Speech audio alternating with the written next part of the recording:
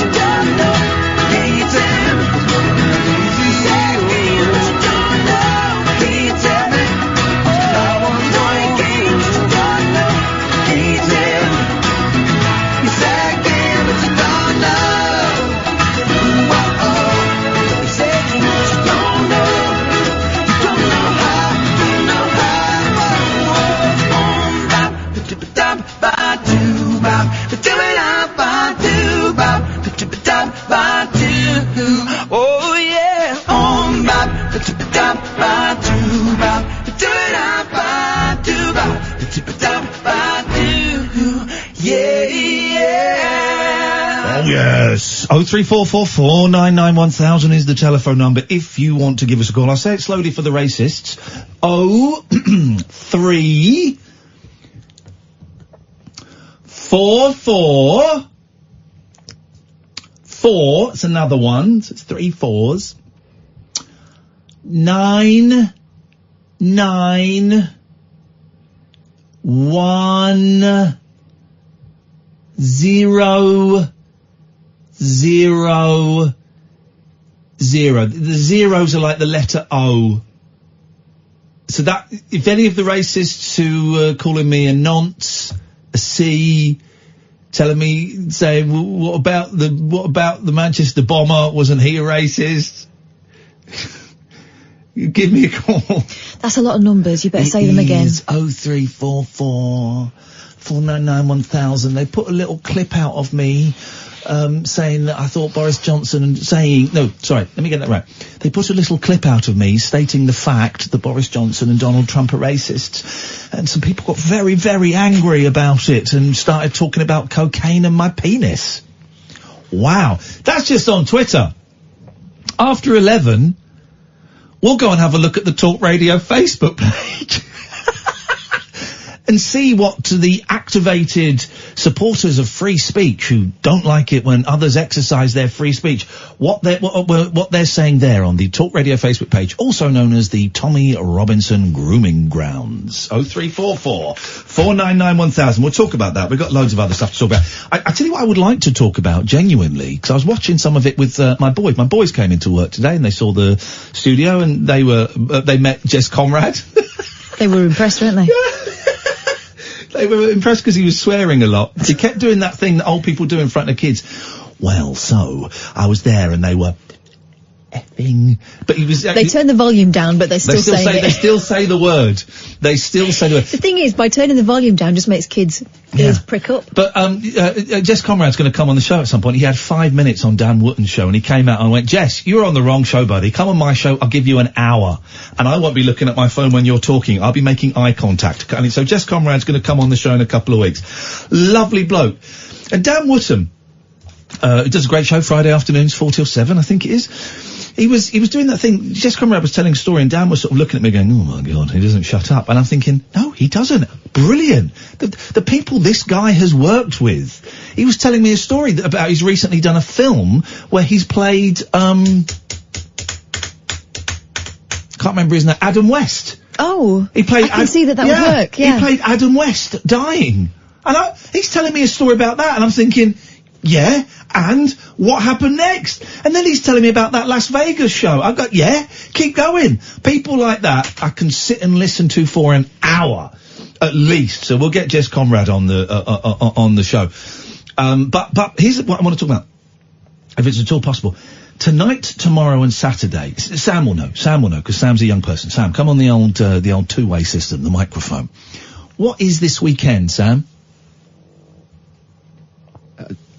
I don't know.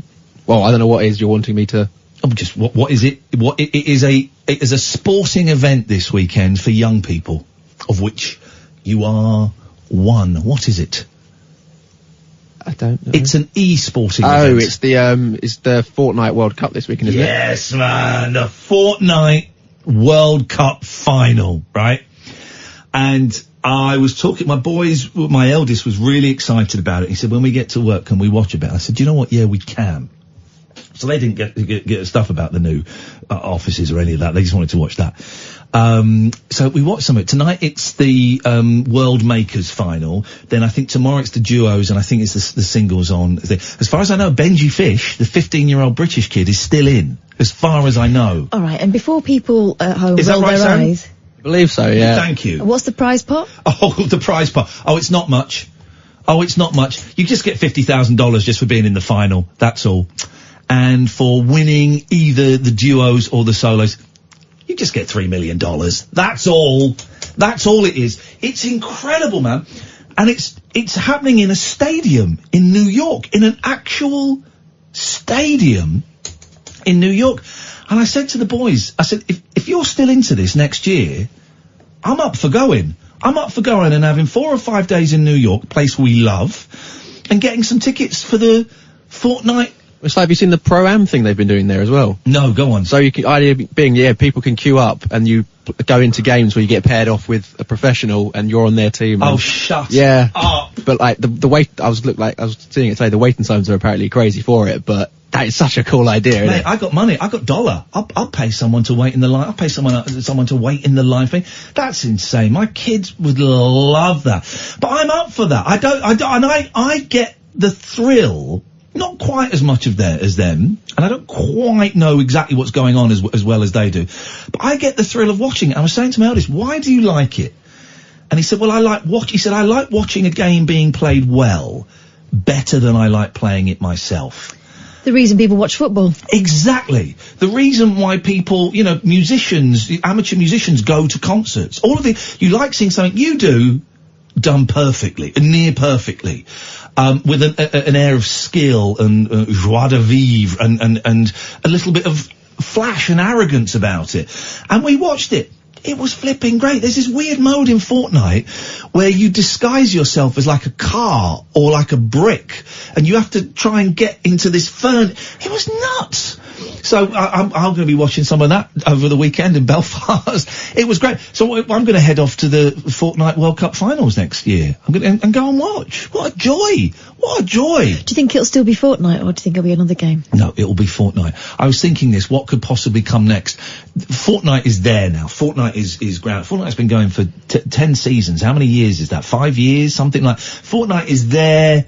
and is part of the culture now, isn't it, Sam? Yeah, I think so. You get a couple that are just sort of set in stone. Like you see now, there's still the Overwatch League that goes on, even though that no one actually don't really hear much people talking about it anymore. It's still a massive thing. Fortnite is like football now; it's there. I would suggest that Call of Duty is established as a game that's probably been going for like 15, 20 years. That is established. That is there. That won't go. Will my boys still like Fortnite next year? Who knows? We'll just have a wicked time in New York if they don't, 0344 499 1000 is the telephone number if you want to give us a call. Let's go to Stuart. Good evening, Stuart. Hello. Hello, Stuart. How are you? I'm very well, thank you. I didn't ask, but that's great. That's great to know. Is there any way you could sound a little less muffled? Well, I was going to say, I'm an Aussie. I live in Brighton. Is there, Stuart, sorry, is there any way you could sound a little less muffled? Oh, less muffled. Yes, you sound muffled. I think I know where this is going to go. You sound muffled. If there's any way you could sound a little less muffled, it's a little tricky to hear you. Okay. Can you hear me now? It sounds the same, but let's see where we go. Anyway, I wasn't going to talk about the Ashes. You weren't going to talk about what, sorry? The Ashes. Starting next week. I can't hear what you're saying. The Ashes. The Ashes. I said I wasn't going to talk about the Ashes. Okay. Don't know. I was going to ask you a question. Donald Trump has a problem with Macron about trade deals. And Donald Trump says that, in his opinion, American wine is better than French wine. But he's a teetotaler. So how does he know? Well, you can have an opinion on things that you don't actively partake in. Well, does that mean melanina? Sounds like you've been drinking quite a lot of French wine. What is going on? Oh, Australian wine's better. Okay. Ha ha.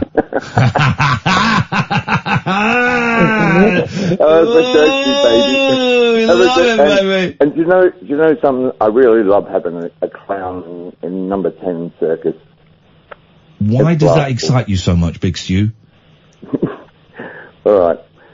Hello, Leah. Okay. Good night. Thank you very much indeed. All right. I mean, that guy possibly has an opinion on sobriety, but I suspect it's a friend he's not seen for a very, very long time. 0344 499 1000. It's Friday night. The answer, of course, to the question about how Donald Trump can know that American wine is any better than French wine is because he thinks everything American is better than everything else. We know this, don't we? Yeah. Let's go to Mike. Evening, Mike. What you got for us? Hey, how's it going, Ian? You alright? It's alright, Mike. I've had terrible stomachache today, but apart from that... Oh, I'll tell you what I had today. I had a finger up my bum, and I had a camera up my bum. That's what I've had today. What a country we live in. What a great country. And do you know what it cost me, Mike? Not a penny. Not a penny. Got it for free. Beauty of the NHS. Care of the NHS. That's what I pay my taxes for. Free on the point of delivery or insertion. A finger, then a camera. I'm going back in a few weeks to have a camera go even further up my bumhole. I love this country. I love it. I love it. That sounds good. No, I'm going to see you tomorrow night. Yay! Mike's coming to the show in Belfast tomorrow. Nice one, man. Thank you. No, it was my mate Dan.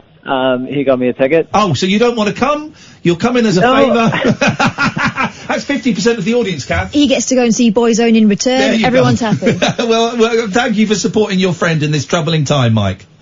No, but I guess what I'm calling, I'm not too familiar with the format, so I'm not sure exactly how it's going to work. Basically, it's a secret. Neither are we. Basically, Catherine and I come on stage, and over a period of 30 minutes, we do it slowly, so that people, it's like boiling a frog. You don't put a frog in hot water, it will jump out. You put a frog in cold water, then slowly turn the heat up. So over a period of 30 minutes, Catherine and I will play Close to the Edge by Yes, and we will strip off naked.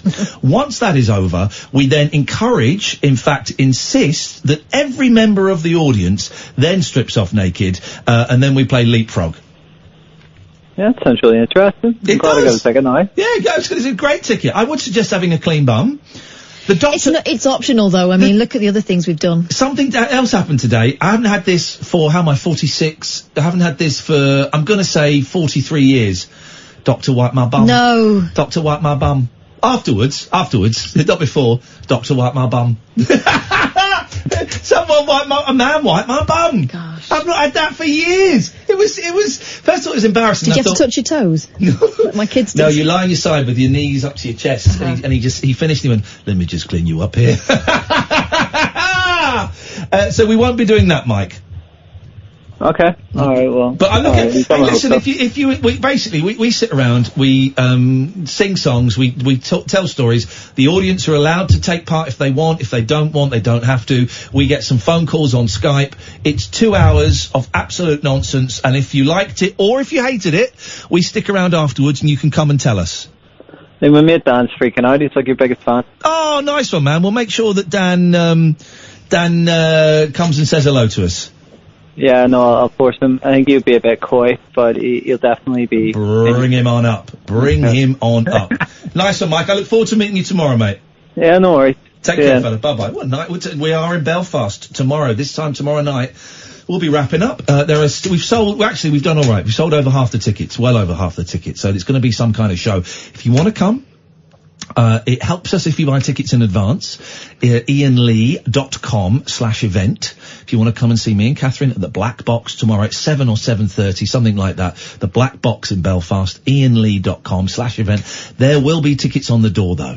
But just to make sure, I'd suggest you buy them in advance. But you can you'll probably be able to get them on the door. 2 hours.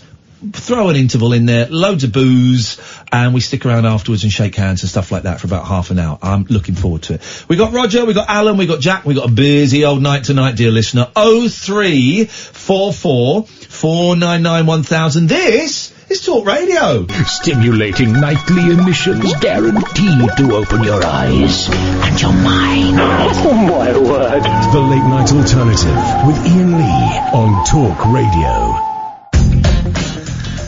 One of the biggest muppets on Twitter gives out to everyone but can't take a thing. Purposely gets anyone who says anything slightly negative about him banned on Twitter. No, people who call me the C word. That's what I do. That's one of my favourite things. 0344 499 1000. Oh man, I love. So it's the Fortnite World Cup. If you're watching it, if you're into it, I'd love to know. I'd love to know about it. I think I get it.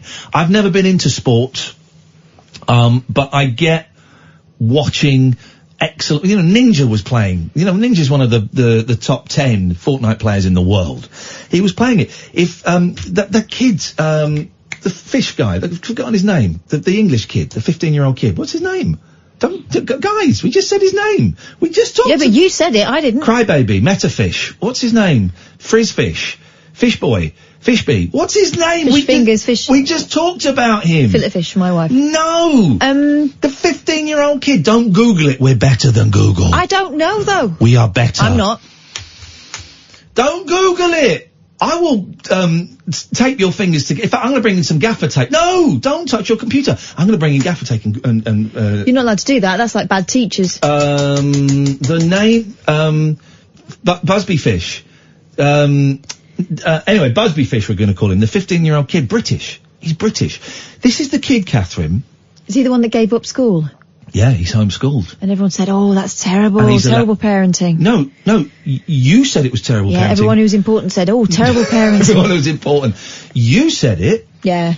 Most people, he's allowed to stay up till 4 o'clock in the morning, because that's when he plays with Americans. And Juicy Fish, and you said, oh, that's terrible parenting, right? And I went, no, this is great parenting. He's going to win $3 million. Yeah, but he's going to be educationally stunted. He's going to have $3 million. Yeah, at the age of 15. Matt never ruined anyone. Name one person it ruined having $3 million at the age of 15. Britney Spears.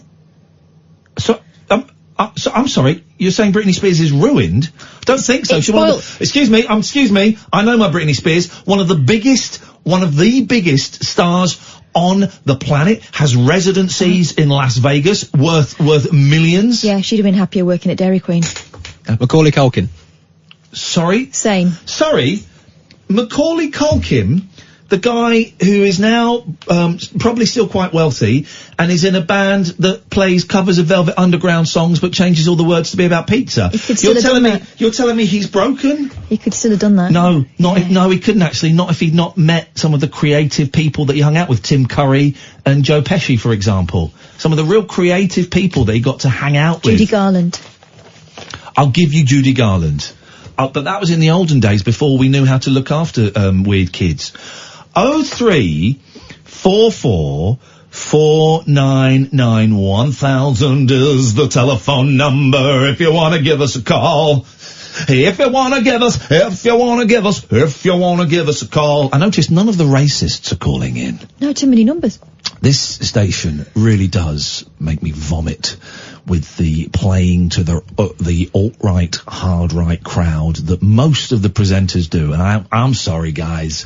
I could get more listeners by I could get more listeners by getting a picture of Tommy Robinson and cutting a hole in the mouth and then just humping it.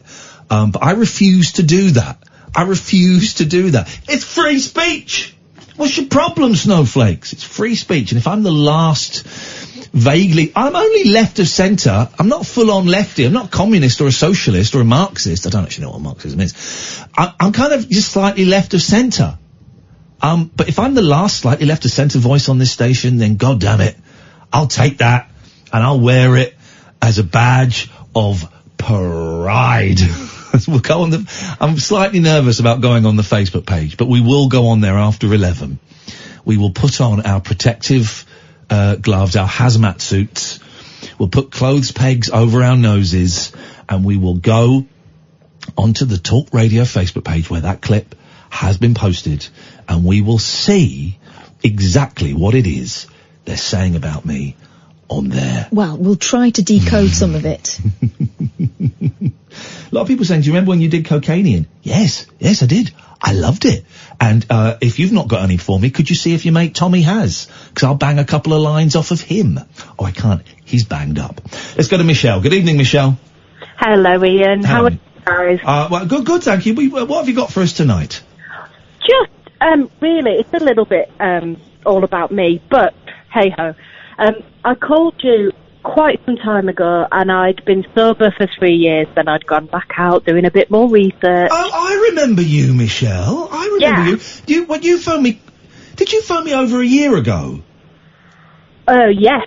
We thought you were a journalist. This is Michelle, who we thought was a journalist. Oh, yeah, because she was asking some very detailed questions. You were not long after, and we can say this openly and honestly, Michelle, because you've passed the test. I'm a rigorous honesty. This was, Or she's playing the long game. Or she's playing the very long game, because you called not too long after the jungle, and we were getting quite a few, journos phoning up, asking quite intrusive questions, pretending to be callers. And I remember you totally, and you asked about me going back into the rooms after my little relapse and what it was like. I did. And Michelle, I apologise, because I was quite coy with you because we were getting these calls from people who were not what they were saying they were. And so I was not quite as open with you as perhaps I would like to have been. So I apologise for that, Michelle. I apologise if I seemed cold in any way. Not at all. I'm 4 months sober. Yes! This is it! Well done! And I'm calling you from a convention in Birmingham. Oh! Yeah, so I've had about 4 meetings today. And beautiful. It's just brilliant, Iain. And really, I just wanted to say thank you. Oh, mate, I feel bad now because we treated you with a little bit of, significant amounts of suspicion, and I didn't share as much as I have done in the past. But it was a sensitive time and there was a lot going on. I'm so pleased for you, Michelle. I'm so pleased. So you said to me, imagine you go in the rooms, what do you think they're going to say? Do you think they're going to care? Yeah. And they didn't, and I had lots of hugs, and I've cried a lot, and I've done my 4, 5, 6 and 7, and all of that. Beautiful. Because you were worried, weren't you? Because you'd been sober, and then you were worried that going back, that whatever reaction it was you were expecting from all those kind people who just want people to win. About me, you know, it was all about me. But no, it's brilliant, and it's the right thing, and my kids are happy, my husband's happy, and I'll never forget what you did for me. And you were reassuring, even though you were being a little bit whatever you We say. were a little bit cagey. Oh, Michelle, I'm so thrilled. I'm honestly, this call has made my week, and I remember it exactly, you phoning up, and I've often felt a little uneasy about the way I spoke to you then. Well done. You carried the message, and Thank you you. told me exactly what I needed to hear, and now look. Nice one. What's the hotel like in Birmingham? Because I used to work in Birmingham, and I stayed in some real dumps. It's okay.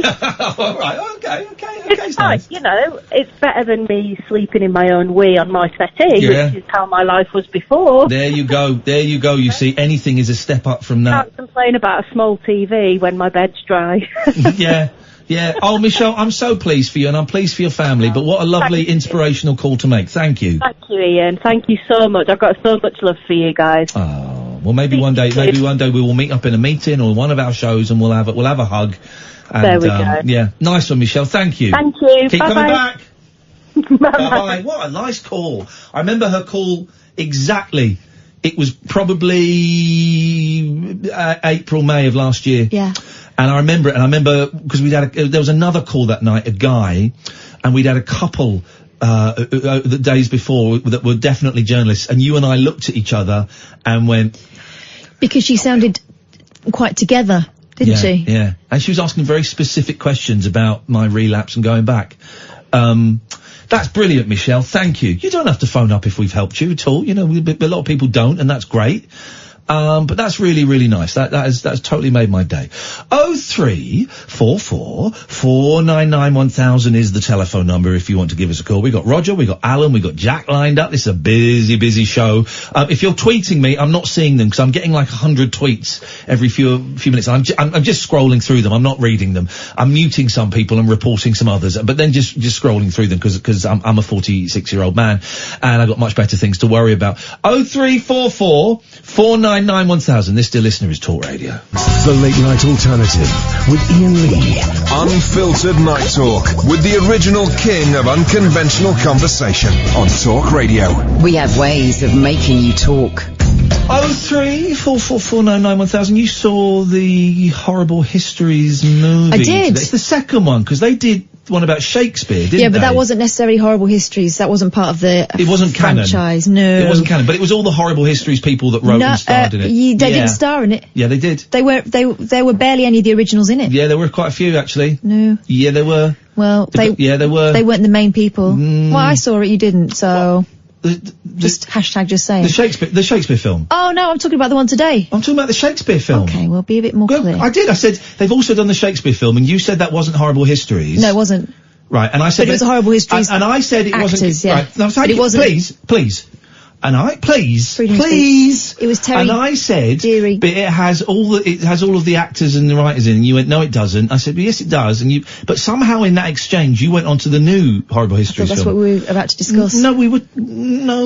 Okay. Are you high? You need to calm down. That's a good point, actually. I probably do. But you need to clean out your lug holes. My lug holes are fine. I'll examine them later, young lady. You'll stay well clear of all of my orifices. Anyway, now she tells me. It was a good film. Kids enjoyed it. My youngest was laughing all the way through. Did you laugh? A few times, yeah. I just don't like all those people. Well, they're not really in it, the new one. Well, no, I've seen the trailer. I know who's in it. Go on. What do you mean, go on? Who's in it then, as far as you're concerned, that you're offended by? Okay. The guy from that programme about the politicians with the swearing Doctor Who in it. Oh, yeah. He's in it. Chris Addison, very briefly, yeah. He's in it. Some of the Horrible Histories people are in it. Yeah. Not many. No, well, I didn't...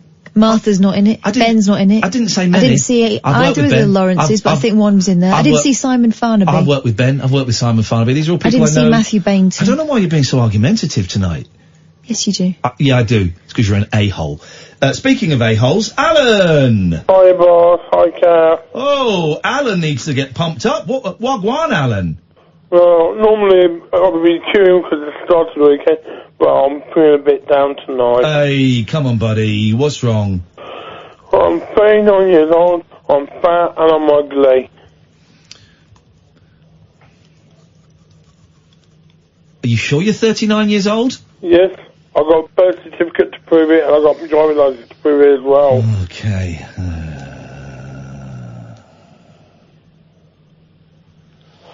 I'm just feeling a bit down. Hey, listen. Here's the thing I've learnt as I got older. No one's ugly. There are, there are conventional beauties that we all but no one's ugly. There are some ugly souls, and you haven't got one of those. You've got a good soul, Alan. Yeah, because I wanted to play iPod roulette last night, but then I got talking about the stores. Well, we could play iPod roulette tonight, Yeah. That cheered me up. There we go. Is that it? Well, get on a minute. I've got my iPod here, buddy. Yeah, let's do iPod roulette. All right, we're in. There you go. It was that simple. Anybody who has body dysmorphia or depression, just play iPod roulette, as we've proven here. Instant. Are you going to be able to manage if you don't win, though, Alan? Oh, but be fair, it's my first attempt at it. Because I'm not taking a dive. No, I won't bring me to. I am not taking a dive. That is certainly not happening. I'm going in to win. Right. What have you got? iPod, phone, computer? What are you doing it on? I've got MP3s. MP3s. Okay. Do you know how to set them to random? Yes. Shuffle. Oh, okay. My first track has kicked in already. So I'm going to go first, okay? This is, set it to shuffle. Ladies and gentlemen, the first track on tonight's entry of iPod Roulette. Don't forget, we've got one joker each, where if we don't like the track that comes up, we can skip. Here we go. This is my first one.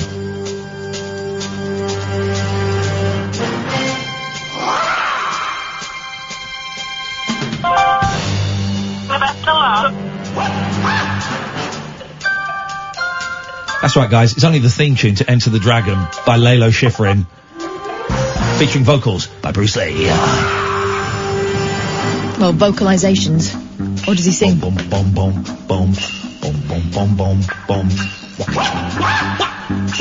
Good tune. It's a good tune. What have we got, Alan? What have you got? Strong entry, Alan. What you got?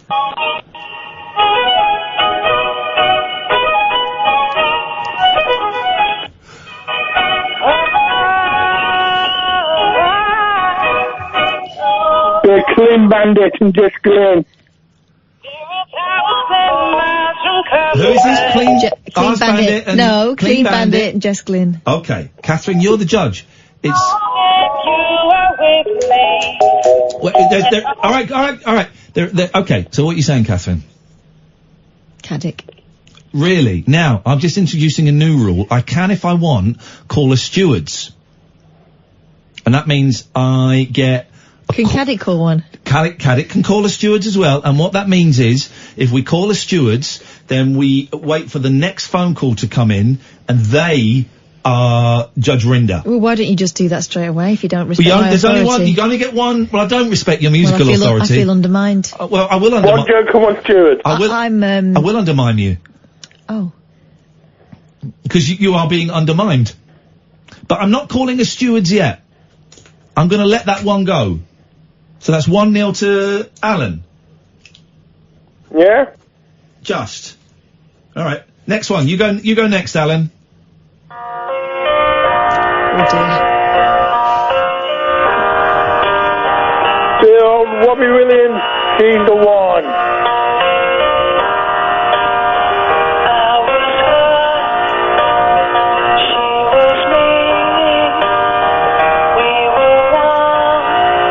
Okay, Alan, we get the idea. I've heard enough. Now, unless you're going to play Beautiful South, you win. We don't need to do Okay, here we this. go. So that was Robbie Williams, and she's the one. Here we go. This is unbeatable, by the way, guys, what I've got here. This is an almost unbeatable song. You know, we've been on tour for about a week now after our last recording session, and they say old Johnny Cash works good under pressure.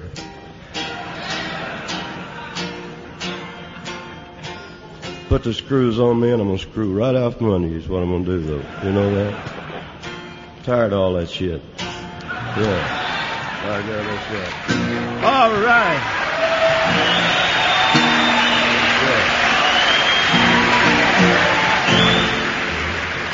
Yeah.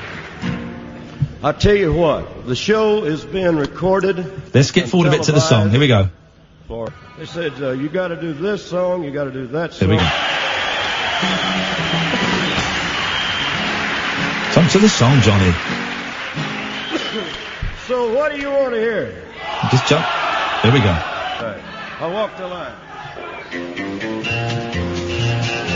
It's hard to beat Johnny Cash live at San Quentin.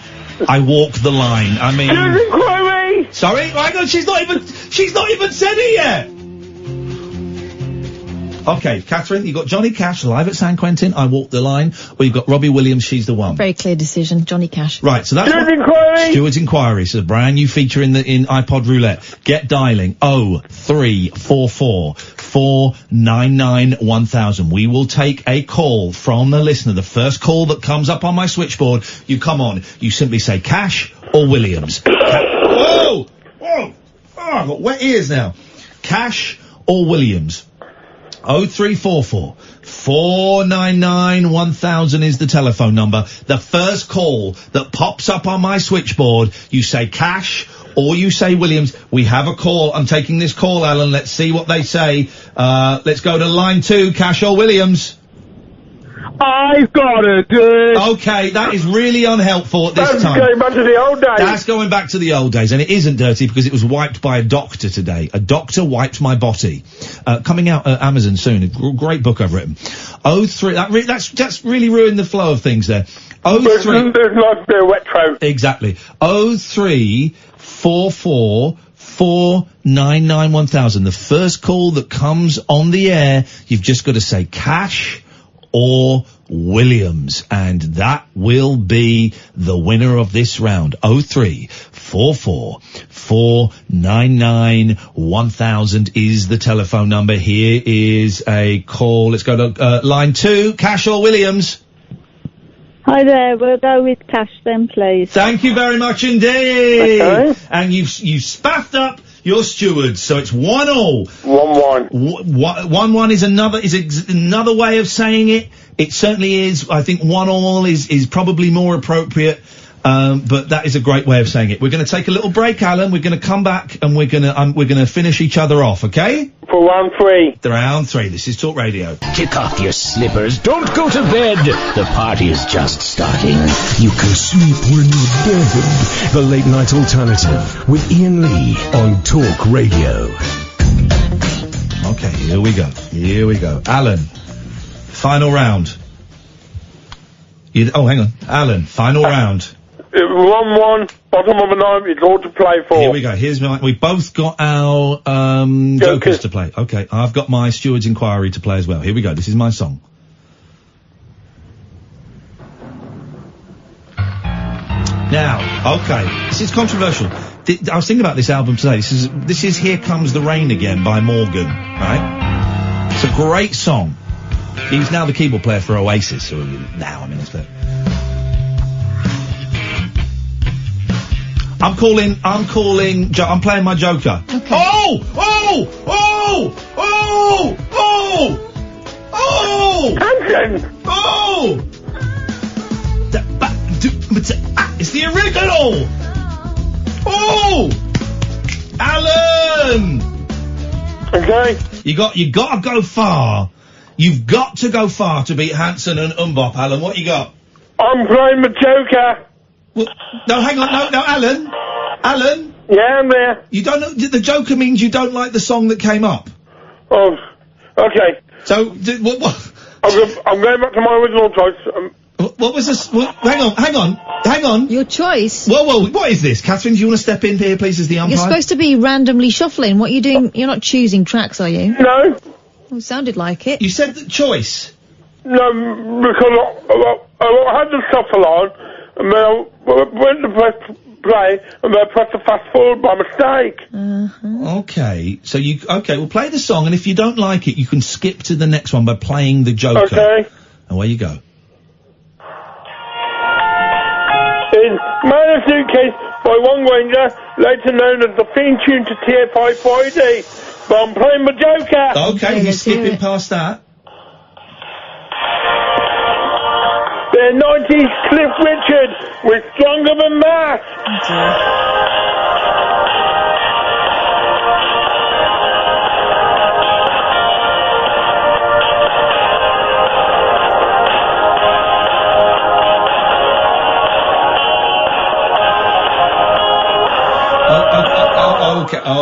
Okay, so a nondescript. I tell you what, Catherine. Okay, Alan. Okay. Tell you what, let's play a little fantasy please. Supposing it was Mbop versus the theme tune to TFI Friday, Catherine. Who would have won? Mbop. Mbop would have won. Yeah. But it's not that. If it had been Mbop versus Wired for Sound. Yeah. So stronger than that. It's stronger than that. I'm saying, this is my hypothetical. If it had been Wired for Sound, easy, Cliff. But, I'm sorry, Alan, that just did not compete with Mbop. Well, it was the early 90s. Bye, Alan. Bye, Alan. Ballon. So I won that. Beautiful, beautiful, beautiful, beautiful. What are you? Beautiful, Oh, this is Gary Glitter, isn't it? Sorry, yes. Let's go to a call that's been flagged up as a potential prank by the excellent Sam, who's really learning. Good evening, Ben. Oh. Yes? I don't know what I'm doing. Sorry? I don't know what I'm doing. Can you explain this to me? Yes, of course I can. You phoned up a radio show, and you're about to get cut off in 5, 4, 3, 2, 1. There you go. It's really simple and it's really painless, Ben. Thank you so much for that, buddy. Let's go to Matt. Good evening, Matt. Hiya, how you doing? Very, very well. I'm a little bit windy, but I'm okay. Oh, you got the food? Are you on speakerphone? No, I'm on kind of a headset thing on my iPad. Is it coming through bad? Yes, of course it is. It's a headset thing on your iPad. Please. There we go. That's better. Sorry. That's okay. Sorry. That's okay. That's you're trying to be a modern guy.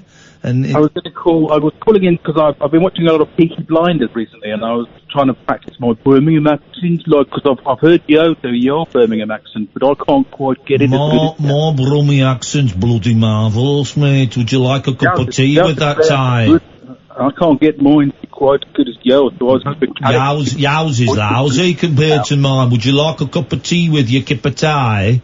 A cup of tea? Would you like a cup of tea with your cup of tea? No, see, I can't compete. No, it's a tough one to do, Matt. Not everyone is as great as me.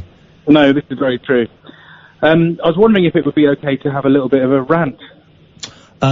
It certainly is. Would you like Catherine and I to move slightly back from the microphones to give you space?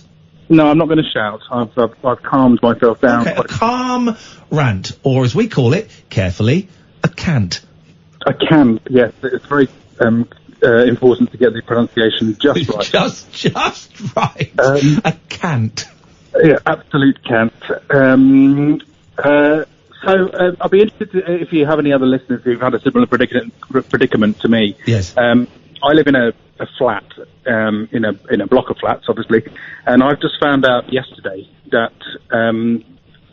mortgage companies treat my flat as having a nominal value of 0 because the building has failed fire safety compliance. Oh no, man. Yeah.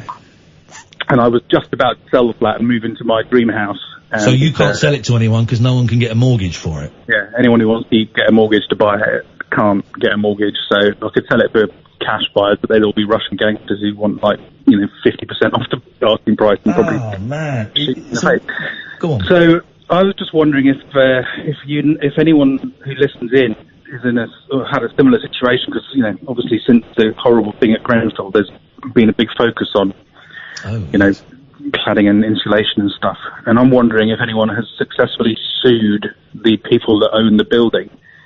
Because it turns out that the building was built without the necessary firing. It's not the cladding that's the actual issue. It's when they did the cladding inspection, they discovered all this other stuff that's not been done when they built the place. And I'm just left in a situation where I now feel completely trapped in a flat I can probably never sell unless... I think it's got to be worth... disappointing that your solicitor didn't pick up on it when they did the checks when you bought it. Well, yeah. Well, it was more about a surveyor, but when I bought it, because it was a flat, we were basically told by the solicitor that we didn't need a full survey, that we just get a home buyer's report. And they don't, when you get one of them, they don't sort of start digging holes out of walls and stuff to find out what's going on. It's got to be worth trying to sue them, but I would suggest best of luck. Yeah, exactly. Yeah.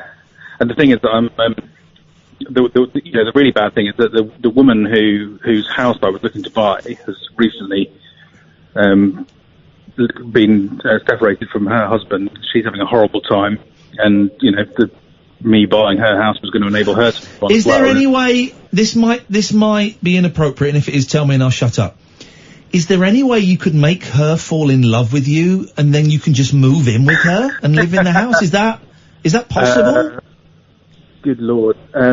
It's possible. I mean, she's a very attractive lady, but it hadn't crossed my mind to go down that route. I'm not really in the market for any kind of relationship with anybody. Okay.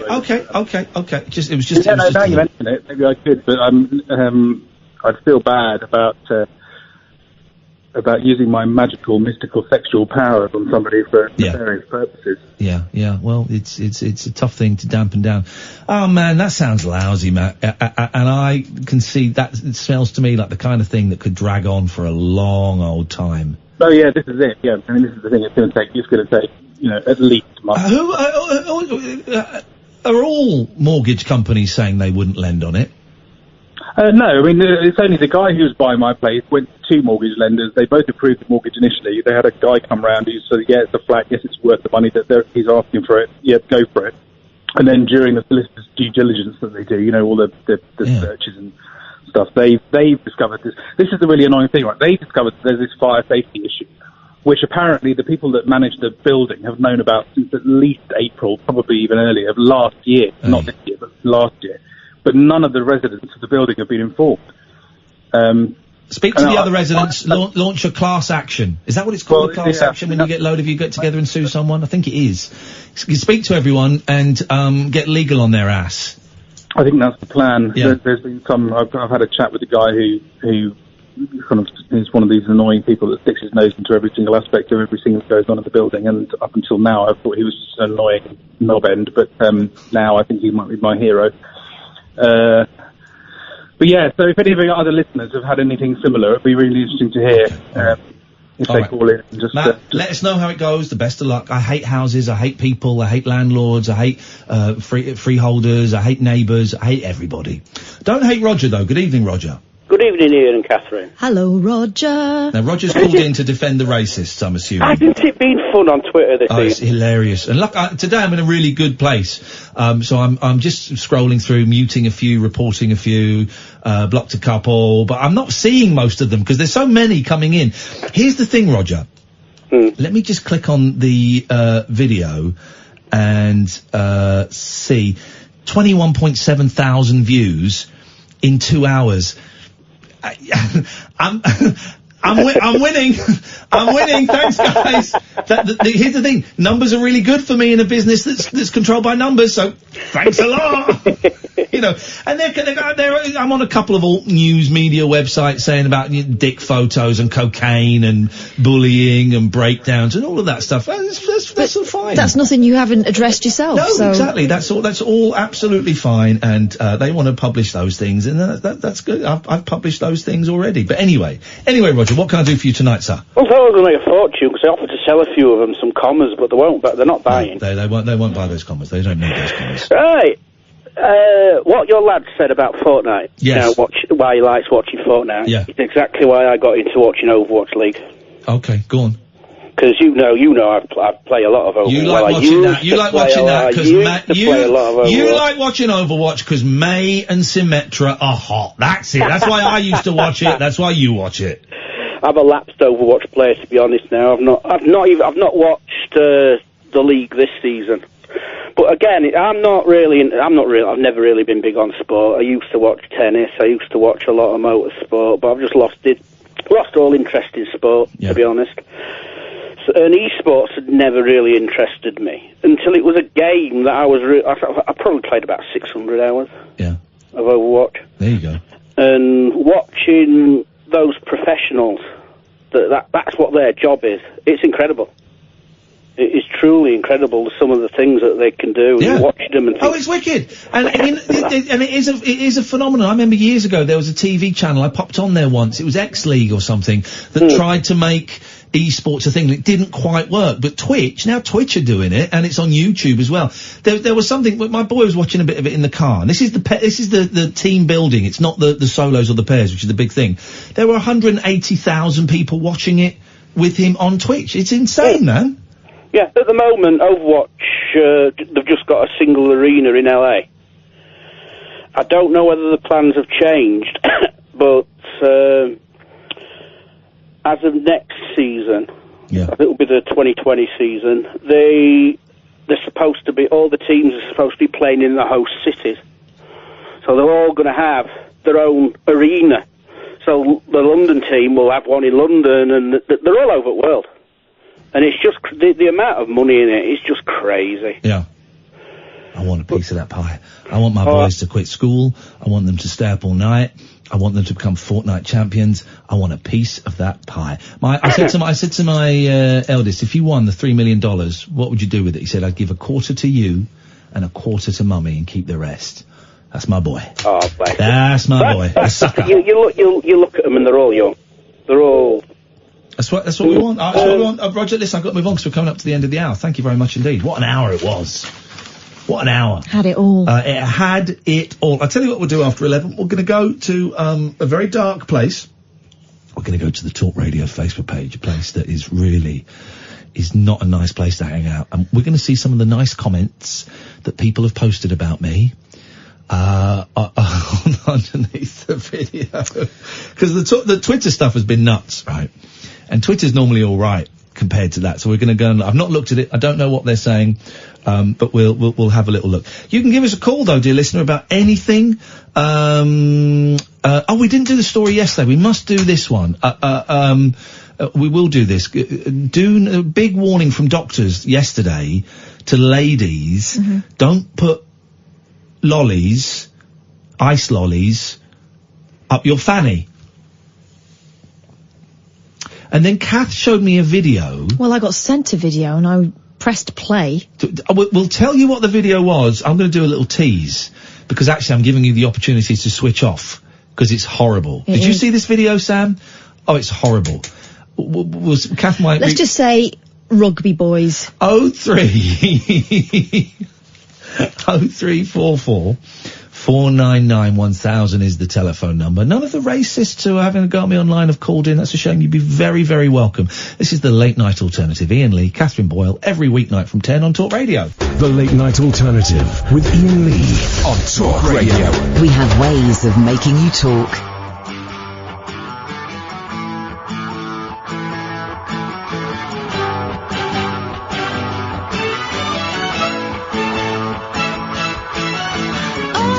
Sympathy and all your flattery won't get me home tonight. All those pretty lies that serve some other kind won't set this spark alight. You were fixed for feeling of a thing for me, and that don't come so easily. It's the conversation while I keep you waiting. It's the best before you see. You got your fingers on my wrist now, accidentally on purpose. Close enough so I can breathe you. Close enough to make me nervous. So love is hate and love is fire. Fill my head with dumb desire. Turn me on again. Come on and turn me on again.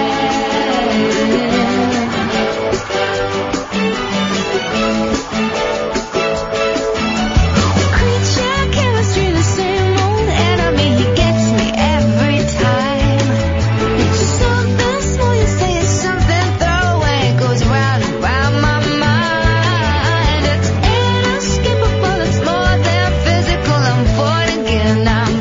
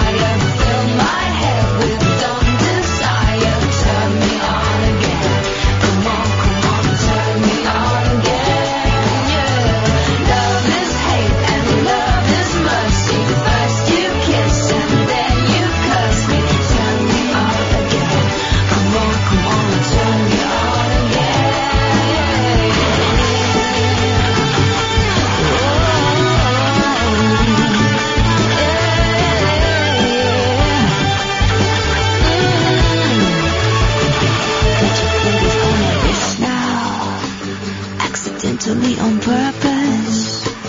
Close enough so I can breathe you. Close enough to make me nervous, yeah. Love is hate and love is fire. Fill my head with dumb desire. Turn me on again. Come on, turn me on again, yeah. Love is hate and love is mercy. First you kiss and then you curse me. Turn me on again. Come on, turn me on again. How great is Narina Palo? I mean, just so many gems hidden away on her albums. I think she's so good.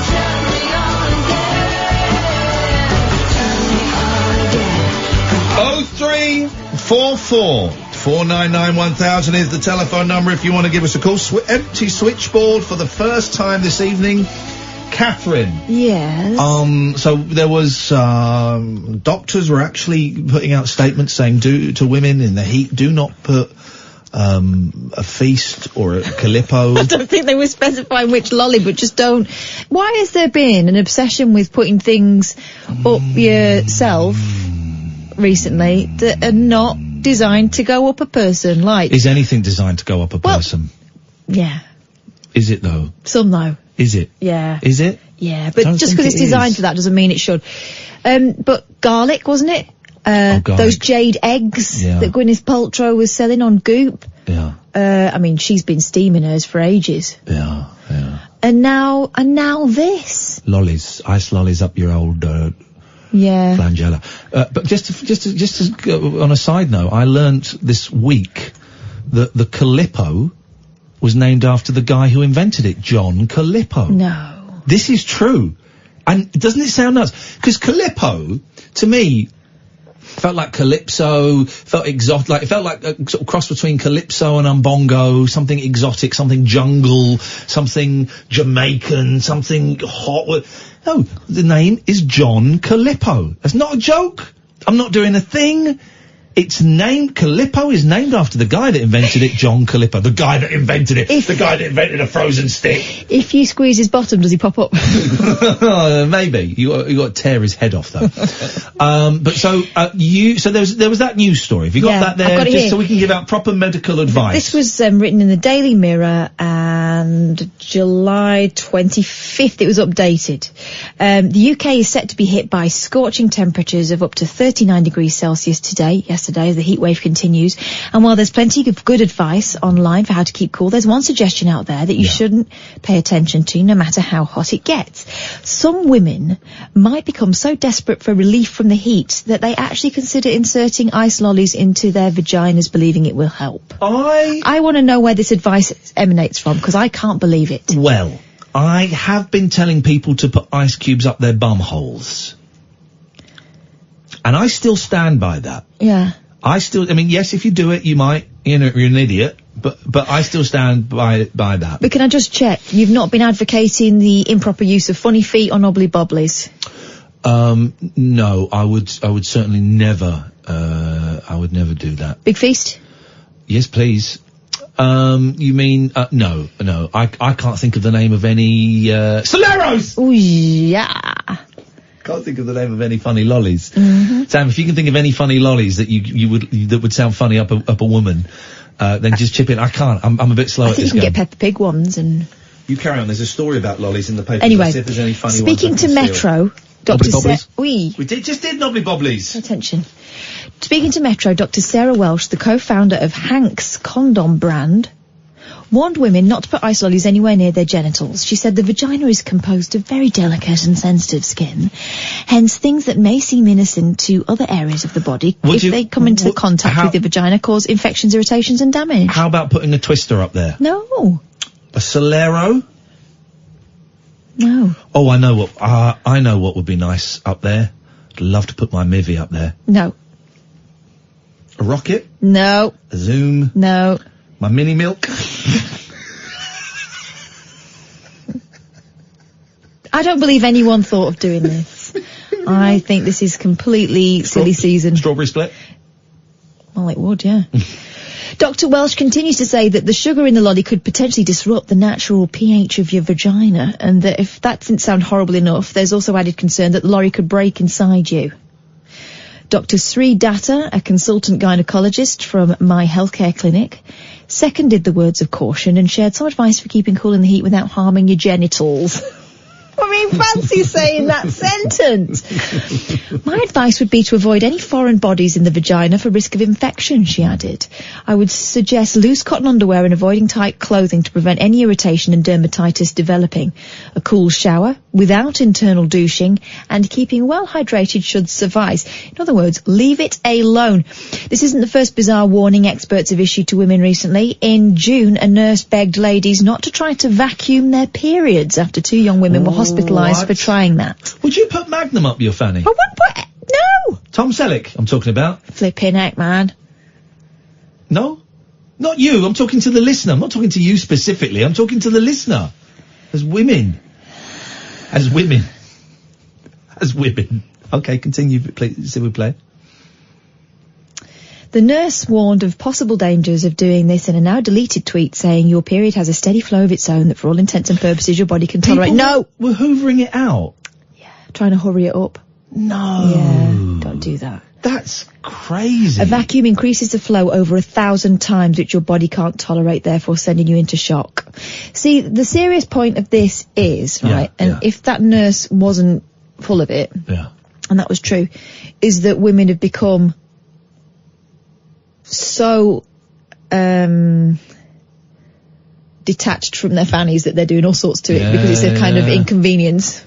Well, yeah. You know what I mean? Why would you do that to yourself? I think that some women have considered periods an inconvenience to lifestyle for a long, long time. I remember being talked about in the 80s. Yeah, it is annoying. But as my sexual health teacher once said to us, yes, they're annoying, but you will come some months you'll see them as an old friend, a reassuring friend saying everything's all right. Gosh. But anyway, so then this links onto a video. Where did you get this video from? Well, because I was joking about with John Holmes. John Holmes said, on Twitter... Terrible human being. He said, where'd you stand on putting a lolly up your bum asking for me, right? That was exact words. And I said, at least buy me a drink first. You know, ha ha ha, you're talking about my bum. Yeah. Which of course he wasn't. No, he wouldn't dare. But then we did. And he said, buy your drink first. Yeah, I'll make you one, a hush puppy. Okay. Get it? He was going to make one himself. A hush puppy is a shoe. Slush puppy, yeah. Slush puppy. Yeah. So then someone else got involved and they sent me a video of a young man saying, all this joking about putting ice lollies up your bum, I did it a few years ago and it made me pass out, do not try. Yeah. And it was a video of... It's a great video. What looked like kind of rugby lads on tour. It's a lad physical bants. Bending over on a bus and being egged on. While someone put, I'm going to say a fruit pastel lolly. It was a fruit pastel lolly. Yeah, which I think is a waste of a good lolly. Yeah. Can't taste it there. Just sort of put it at the entrance of his bottom. And then this is the thing, right? Someone rammed it up there quite hard. Someone then whacked it. I know, but that's assault. Yeah, well, yeah, it is. Yeah, it's a good... And apparently, he passed out. Okay. Don't do that. It's a waste of a good lolly. And if you're going to eat it afterwards, I would at least run it under the tap for a couple of seconds first. That's what I would do. Also, he's going to have a sticky bum, isn't he, for the rest of the day? It has topped the polls as the nation's favourite ice lolly, but sorry? Well, it's not the fruit. Not that one in particular. But the Magnum has been feeling the heat this week as a debate rages about whether it can be called a lolly. It can't. A lolly is frozen ice. It's a chalk ice on a stick, isn't it? Yeah. My boys love, when we go to the ice cream van, what am I talking about? The ice cream kiosk. They will always go for a lolly. And I'm thinking, why are you not going I think the Mr. Whippy, the soft ice, is falling out of favour. They won't go for it. They will not go for it. And it really, really annoys me. A survey found Magnums were the lolly of choice for the 28% of Britons, eclipsing the Fab, Solero and Twister. But dozens of angry customers have demanded it be removed from the poll, because they say it's an ice cream. YouGov announced, but then Cornetto's in there as well. It's not a lolly. That's an ice cream. I do like a strawberry split. YouGov announced the results of its nationwide poll this week. YouGov? Haven't they got better things to do? As the country was in the grip of a heat wave, it found the Magnum was popular with both men and women, and the biggest hit with those aged 65 or older. The Fab and Solero tied in second place. Now, if we're not, right, but if we were BBC London, well, what's your favourite ice lolly? And have you ever tried to make them yourself? Give us a call. Your ice lolly stories, 0344 499, stick it up your jacksie. The Fab and Solero tied in second place with 8% of the votes each, followed by the Twister with 7% and the Feast with 6%. Knobbly Bobbly, a sprinkle-covered offering, came in last place with a mere 1% of votes. Anyway, Magnum is not a lolly. It's an ice cream. It's an ice cream. We know that, guys. We know that.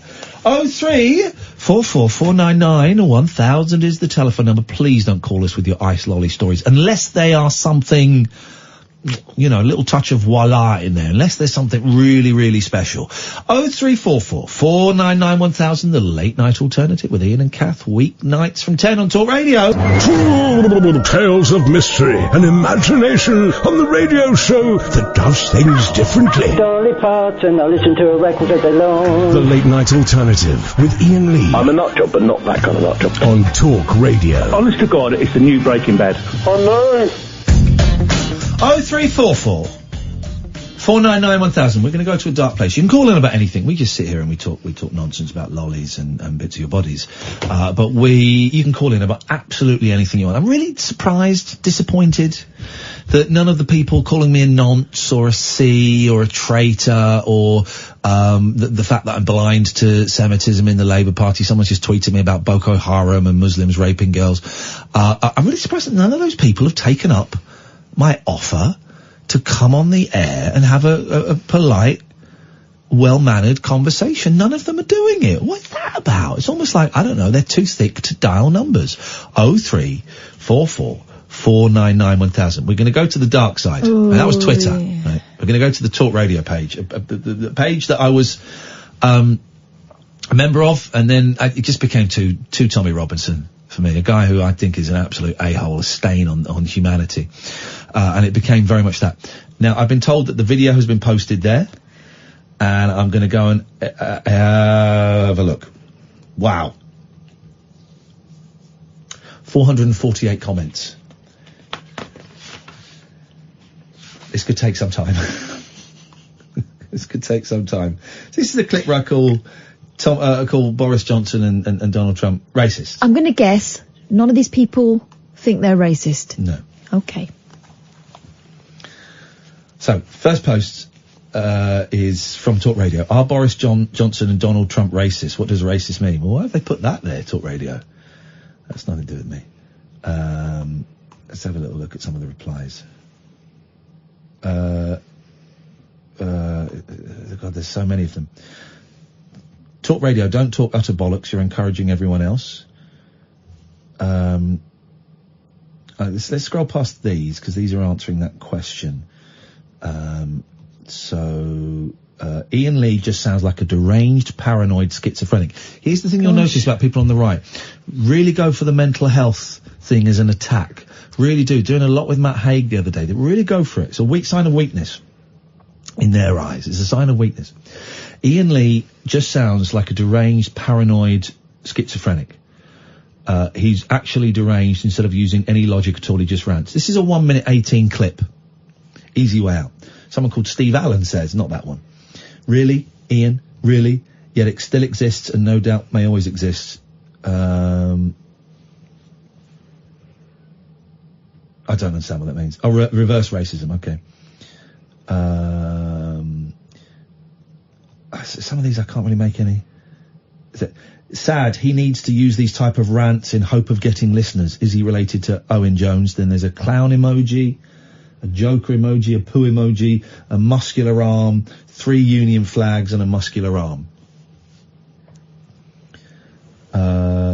Here we go. Jill Price Johnson says, only from your own personal perspective, Mr. Lee, a lot of other people, i.e. the majority, remember us, have a different take on it, but we don't have a public platform to spout from. You do. 0344 499 1000. Thank you. Oh, and Facebook. Straight jacket time!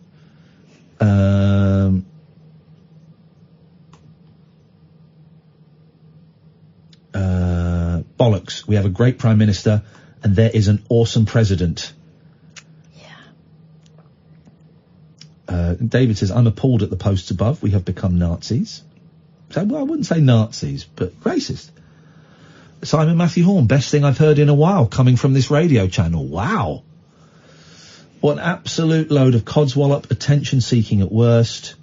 Here's another Says argument. the person posting in a public domain. Here's another argument that people use. The word has been so overused by morons without any logical arguments, it's been devalued to the point where it is almost a badge of honour to have it thrown at you when dealing with the radical left. That's another argument. Well, racist doesn't mean anything. No, it does. It means racist. I only use it when I mean racist. Also, for someone saying it's been devalued, so it's a badge of honour. Yeah.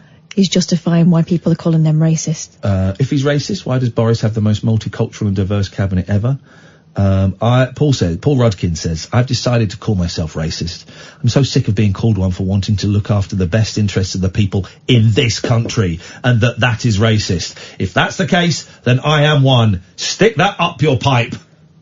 Gosh, again, someone who's very interested in your pipe. Chris Bamford says, 18 effing years ago, he wrote the Pickaninnies thing. Wow, lefties are so effing desperate. Get a grip, no one cares. That's the problem, no one cares. 18 years ago, he wrote the Pickaninnies thing. Yeah. It's racist. Kevin Lee, poor DJ, very poor comedian who does not have the wherewithal to consider the bigger picture. It's easy to jump on someone else's bandwagon. So ad hominem attack. Kev Round, he is once again after cheap publicity. He tried the well, then the owl, now this. What a prat. Always was, is now, and always will be. Leave him, Kath. He will take you down with him in time. It's Kev Round. Gosh, Kev, yeah, you're right. But you know about the well, and you know about the owl, and it's obviously playing on your mind. Shock Jock, says Hugo Simpson, saying outrageous empty statements to try and get a modicum of attention. Is it empty? The word is overused and overrated. Unless you bow down to foreigners, you're racist. Foreigners. But on the same hand, these foreigners can't really stand the English, but for some reason that is not racist. Yet another non-personality mouthing off. Will it never end? We voted out. Wow, what's that got to do with anything? Precisely why I don't give this clown any time at 10 p.m. You need to get back on your meds, mate. There we go. Shove your agenda, says James Broxup, calling everyone a racist. Basically what you're saying is any non-white committing crimes are excused because they are not white. What? When did you call everyone a racist? You called two people in particular racist. Regarding Trump, he's right. If they don't like America, then get out, says racist James Broxup. What planet is it? Useless plank on. Who the hell is he? What a knob. Talk radio reached new depths. At least Julia Hartley-Brewer is on early. Attacked by any owls lately, Ian, says Stephen Maguire. Good one.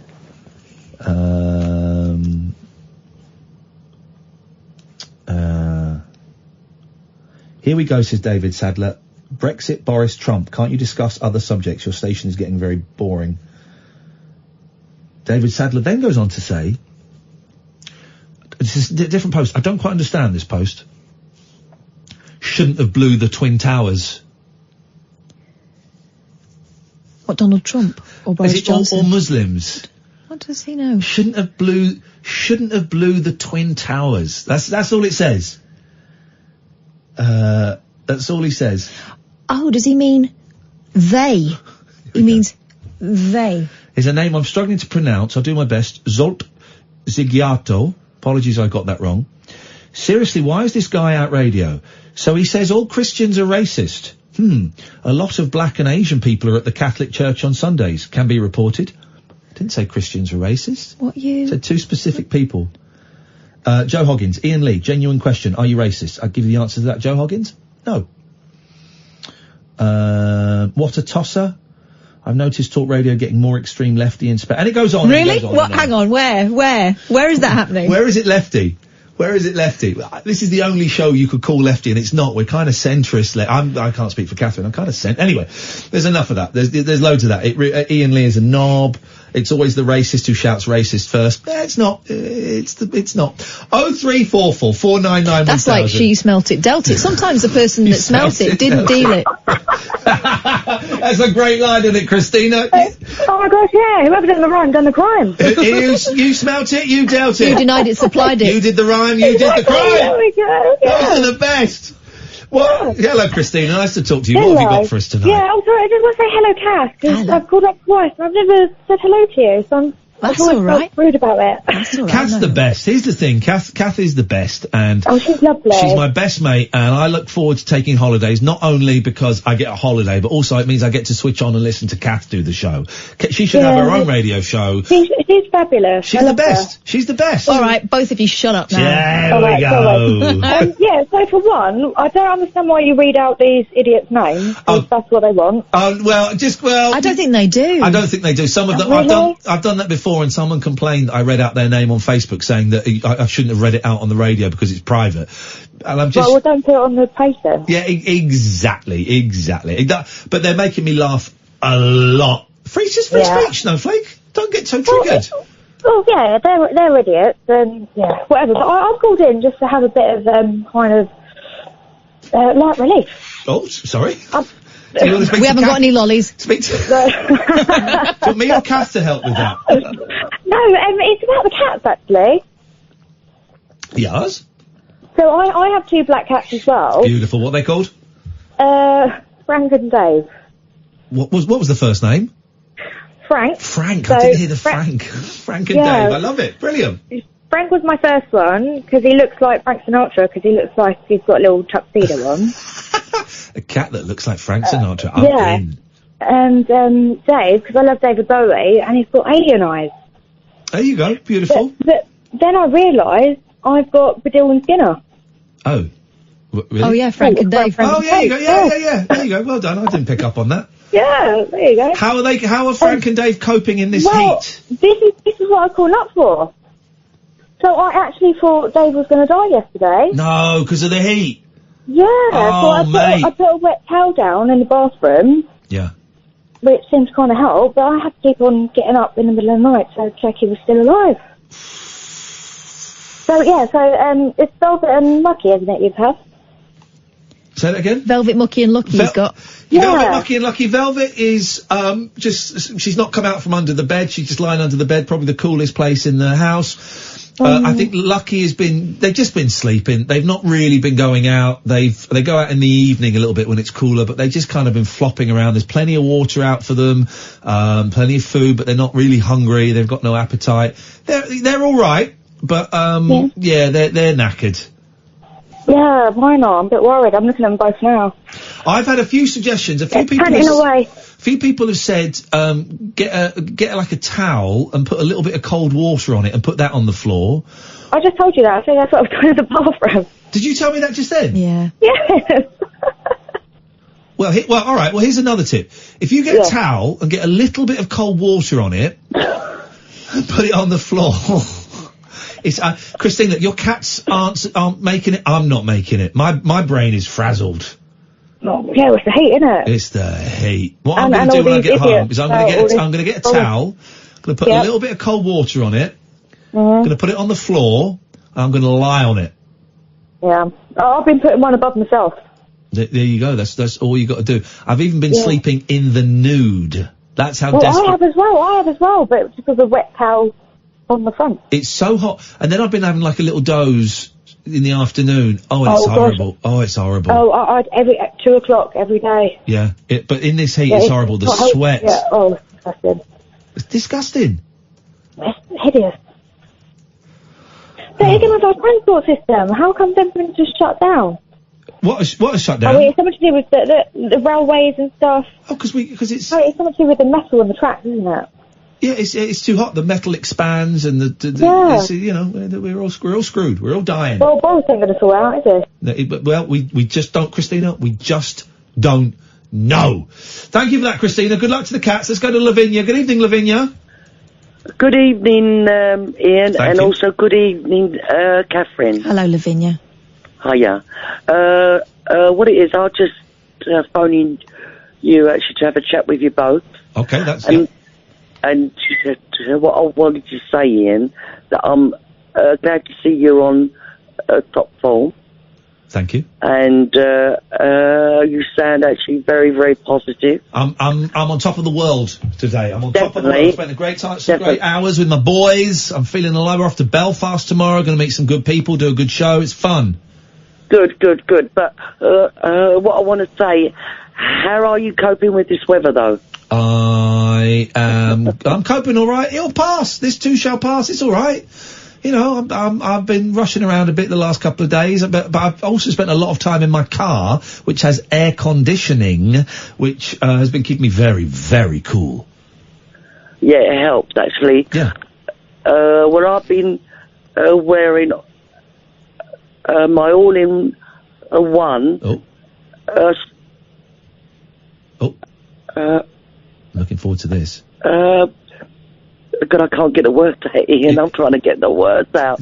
Go on. My all-in-one... Sexy lingerie. Sweaty Betty. What's that? It's a Chinese takeaway. What? No, it's an all-in-one. That woman's a lunatic. A Sweaty Betty. What is a Sweaty Betty? Just keep saying it. That won't mean I know what it is. It's all holes. It's full of holes. Do you mean like one of those... Like a string vest? Yeah, like a string vest that goes all over your body. What do they call it? A catsuit? All in one. Like those things you put onions in? Yeah. Have you put your onions in it? Yeah.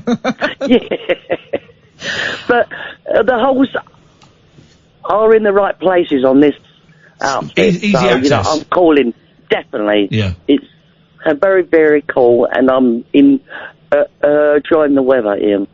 Enjoying it. Okay. Well, I'm glad you're enjoying it. Enjoy it, because it won't be here very long. You look like you're the catch of the day. Oh, I don't know about that, Catherine. Anyway, what I wanted to say, I've been listening to you both on your show, and I think you're brilliant. Yes. And also, you make me laugh. Yes. And just keep rocking on, Ian, because I think you both are absolutely great. Thank you very much, Lavinia. You're a very kind person. I heard your call you made to Catherine the other day as well, so thank you very much for that. 0344 499 1000. This is Talk Radio. It's electric, it's eclectic, it's always rule-free. It's the late-night alternative with that man, Iain Lee. On Talk Radio. 0344 499 1000. A little bit of housekeeping. There is a new Rabbit Hole podcast. It's a show that me and Catherine do where we tour the country and in front of audiences. We take phone calls and we dick around. It's, which one is it? Which one went up this week? It was the first London one. Really? Was it? Okay, London's up there. Brilliant. Go and get that. You can go to Acast, iTunes, your usual podcast provider. Type in Rabbit Hole, Iain Lee, something like that, and it will come up. Don't forget as well, we do a daily Talk Radio podcast, and we will be in Belfast tomorrow. If you want to get tickets for that, iainlee.com/event. iainlee.com/event. In the meantime, you can give us a call. 0344 499 1000 is the telephone number. You can call us about absolutely anything you want. Man, I'm hungry. I didn't have any dinner tonight because I had that terrible stomachache, and now I'm... Oh! There you go. This is the thing. Well done. I knew it would pop into me. I was thinking of McDonald's. So, last night after the show, I stopped off for a cheeky drive-through, Mackie D's. Beautiful. This is like 1:45 in the morning, and there's a Mackie D's just off the A40. And I went in, you go round the car park, and I went round, and then there was a car in front of me was kind of turning to park in a bay, and I had to reverse to allow it to get in. So I reversed, but there was a car really close behind me, right up my backside, and I got close to it, but I wasn't going to hit it, but she beeped, which is fair enough, and then sort of shouted something out the window, and I kind of put my arm out the window and shrugged, and then pointed at the car in front, and the car in front parked. Then we went round to the drive-through bit, and we got into two separate lanes. And it was a young lady with 3 friends in the car. She was driving a very nice car. She wound down the window. You effing idiot. What are you driving like an absolute idiot for? Wow. And I wound down my passenger window, and I did the thing I do quite often. It's very annoying. Sorry, I can't hear you. Sorry, what? And then she went, shut up, man. Just drive on. You're starting to piss me off now. Just drive on. And I said... She had other people in the car, didn't she? She had 3 other people in the car. Yeah. And I said, you kiss your mother with that mouth, so stop using that language. Kath knows because she was on speakerphone listening to me the whole time. Couldn't believe it. I went, what's going on now? And then... and that was that. She was just giving me evils. And then I got to the thing and I ordered my food. And then I just got in front of her. So I'm in my car, waiting to go round and pay. There's a few cars in front of us. So she's in the car behind me, and she's just giving me evils, looking in my rearview mirror the whole time. And I said to Kath, I said, right, I'm going to try something here, and I don't know how this is going to end, but this is an experiment in human behaviour. I'm going to pay for her meal. Whatever she's ordered, I'm going to pay for mine, I'm going to pay for her order. And I said, it might blow her mind. It might cause peace. She might get out and stab me. Genuinely don't know. I don't know 22, she looked 22, 23, 25. I don't understand 25-year-olds. And it had been tense. And it was very tense, and it was been tense. And you're like, well, if you think so. I was going, she couldn't stab me. She wouldn't stab me for buying her dinner, would she? And then old man buying a young woman dinner, that sounds a little bit sleazy. So I got up to pay, and I paid for my thing. I said, and I'd like to pay for my friends in the car behind me. She went, that's nice of you. I said, yeah, well, they've had a tough night. And she went, is this their order? And she read out an order. I went, yeah, that sounds like them. And so I paid. And then I pulled up to the window to wait for my food. And then the woman in the car behind me pulled up to pay. Mm-hmm. She got her card out, and I was looking at all this in my rearview mirror. I was terrified, because I thought this could go I don't understand young people anymore. This could go pear-shaped. And I'm watching, and you could see her offer the debit card, and then sort of do the confused face as if to go, what? And then she looked at her mates, and then she looked straight ahead at me and just started laughing. And I thought, I don't know what that means. And I'm really wishing my food would hurry up so I could drive off. And then she got out of the car, and I said, Kath, be quiet, she's coming. She's coming. And she got fair play to her, right, because she's a young woman approaching an older man. And then she's got her friends in the car, but that's still a bold, physical move to make. And she came up to me, and I just leaned out the car, and I said, really sorry for arguing with you. Just wanted to, apologise and hope you and your friends have a good evening. And she went, fair play, I'm sorry, that's really kind of you. We shook hands, she got in the car, I got a delicious signature barbecue burger and some fries, and I drove off feeling very weird, feeling happy. She waved at you, didn't she? She waved at me as I drove off. She waved at me. She waved goodbye as I drove off. I think that was lovely. I could see how it could be perceived as a little bit creepy. Older guy buys younger woman. If she hadn't had her three friends there, who were all women, I think. There may have been a guy, I think they were all women. If she hadn't had her friends there, I would like to think I wouldn't have engaged in the badinage. Mm-hmm. I wouldn't have retorted. I'd like to think that. I don't think she would have said anything. I don't think she would. She might have done. She was a sassy young woman.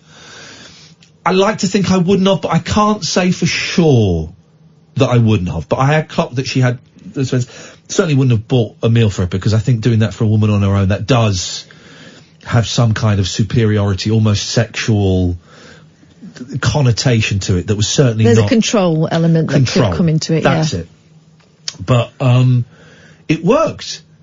I came away feeling happy, and I'm going to be honest, a little bit self-righteous, a little bit full of myself. She had a laugh. You said she's got a story to tell. She got a free meal. I mean, it was only, I think her food was 10 quid. It wasn't massive. No, if she'd have known, she'd have gone nuts hell for leather. And it got me thinking, road rage. I have been. I find it very easy to react to road rage. Since the car crash, my attitude on driving is different, but I can still find myself, someone cuts in front of me, or doesn't let me in, or does something stupid, I can still find myself beeping my horn and flashing my lights and giving them the finger. I can still find myself doing that. Even though it is dangerous, it is unproductive, no one gets any better. And I really have to concentrate. A number of times I've almost started chasing someone. I've sped up because I thought, I'm not letting them get away with that. And I've really just had to, rein it in, slow it down. It's their problem. They cut me up. That's their problem, man. Don't flash them anymore. Don't beat them. Let them get on with their day. So much road rage comes from, and I know everyone's hot and the tempers are flaring a little bit. Everyone was in a mood yesterday. Everyone was. It was even tense in Waitrose. But, so many road rage incidents come from, like, really small mistakes, or even perceived mistakes. mistakes and accidents is where the majority. Some of it is through people being absolute a-holes and dickheads, but a lot of it is through mistakes. And from mistakes, you can be wishing. I have wished people dead. F you, you absolute piece of shit, and got furious with them. And it's nothing, man. No, it's 2 minutes of someone making a mistake, and everyone. Right, I'm not saying that I don't get annoyed by people on the road. I don't like people throwing their weight about. I really do not like that. But what is it worth it? Yeah. Is it worth getting involved for the sake of 2 minutes? They think they're right. You think they're right. Would you want to win? Last night was a really lovely moment. Because I felt it was an experiment. Genuinely, I didn't know what the reaction was going to be. It was an experiment. Buying the food and seeing, it was like an interesting, see what happens kind of thing. And it ended really, really nicely with both of us realising that we got a little bit hot-headed and it was unnecessary and we're just human beings trying to survive and get by, and it's tough and it's complicated sometimes. Also, you don't know what kind of day that other person's had or what's going on with them. No. I don't think people behave like that for no reason. And now she's got some delicious chicken McNuggets, which I might actually buy on the way home. So that nug rage is strong. Nug rage. 0344 499 1000 is the phone number. A little bit quiet on the phone calls this hour. It might pick up after midnight. It often does. But it doesn't matter if you don't want to call in, if you just sat there in a sweat. Has the storm kicked in yet? Because it was drizzling when I came in. I brought an umbrella with me when I brought the boys in because it was kind of spitting quite heavily. And you hate umbrellas. I'm not a fan of umbrellas. I think you should have to sit an exam. Genuinely, I think you should have to sit an exam and have a license to carry an umbrella. 0344 499 1000. This is Talk Radio. The radio show that knows truth is always stranger than fiction. Week Monday, I get shoes. The Late Night Alternative with Iain Lee. Because they're too real to be part of my imagination. On Talk Radio. 0344 499 1000. I can't share the picture, but I will try and describe it. And I'm not going to share it on Twitter because it's a little bit grim to share. Greg, I'll come to you in a second. A teenager has shared stomach-churning images of the sunburn she suffered while snorkeling in Cuba despite wearing sun cream. Maisie Squires, 16, only 16, had been on holiday in Cuba earlier this week when she got extensive burns after going on a snorkeling expedition. Have you seen this picture, Sam? Come and have a look. The youngster from Leeds had slathered. Lathered. I mean, it shouldn't be frothing, should it? But an hour was all it took for the tropical rays to cook her entire back. I want to get your reaction on microphone. Okay. To make matters even worse, the teenager had to get on an aircraft the following day for a 9-hour flight back to the UK. You ready? Yeah. Here's the picture. Whoa! Oh my God! That's... How? Thank you very much, Sam. That's incredible. The blisters are the size of a fist. It's amazing. I mean, it's horrendous. I'm not making fun of her. Poor girl. Must be agony. Must be agony. And she's posted these pictures, and well done for posting them. Not making fun of it, but it really is.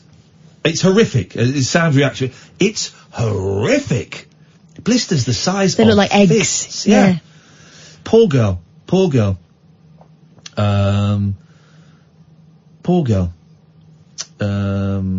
Sharing images of her injuries on Facebook, she said, so mind how swollen and disgusting my back looks, but this is what my sunburn turned into the morning just before a 9-hour flight back home to England. I was snorkeling for 1 hour and my back was showing, but I didn't realise my back was burning, and I did wear sun cream. The blister on the left appears larger and it's drooping down due to the weight of the fluid inside. The lump on her right side of her back is smaller, but is still prominent enough to poke through her back. In an image taken before her flight, the blisters can be seen protruding into her t-shirt. Oh God, I'm so sorry. I thought that was a picture from the front. I thought they were her breasts, but that's her back. Protruding through her t-shirt and causing difficulty as she tries to sit down.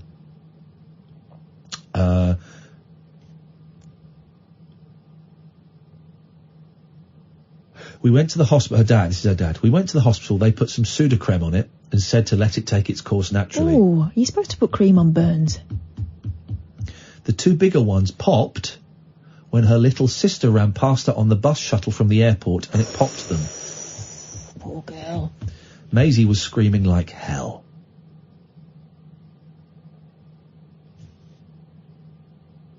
That's incredible. Poor girl, poor woman. Absolutely outrageous. God damn you, son.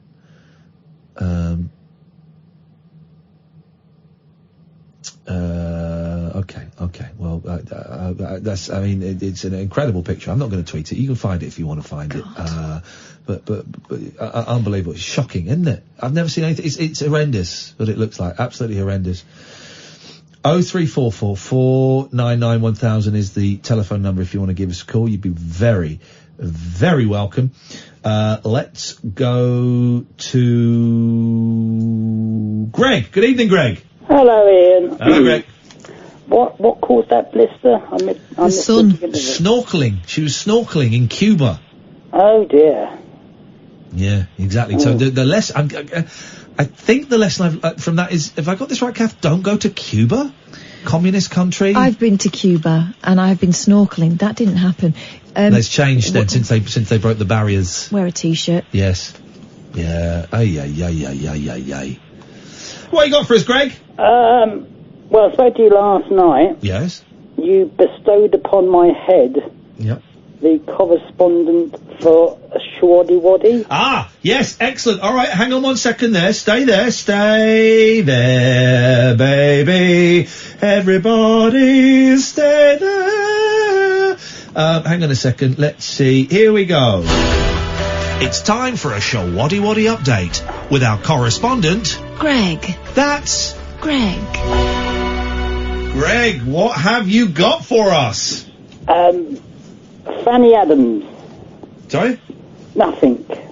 That's why I'm phoning in. You're phoning up for a correspondent update with nothing? Are you crazy? Yes, because I don't know nothing about Shwaddy Waddy. Well, then you shouldn't have put yourself forward as the Shwaddy Waddy correspondent, Greg. Last night I phoned up to talk about Shwaddy Waddy. No, yeah, but I was going to say after that, can I be your Bruce Lee correspondent? Well, you can't have two correspondent jobs. You're the Shwaddy Waddy correspondent. But I don't know nothing about Shwaddy Waddy. You shouldn't have put apart yourself... from they played in Dunstable. Well, that's more than I know. You shouldn't have phoned up to ask to be the Shwaddy Waddy correspondent. I didn't.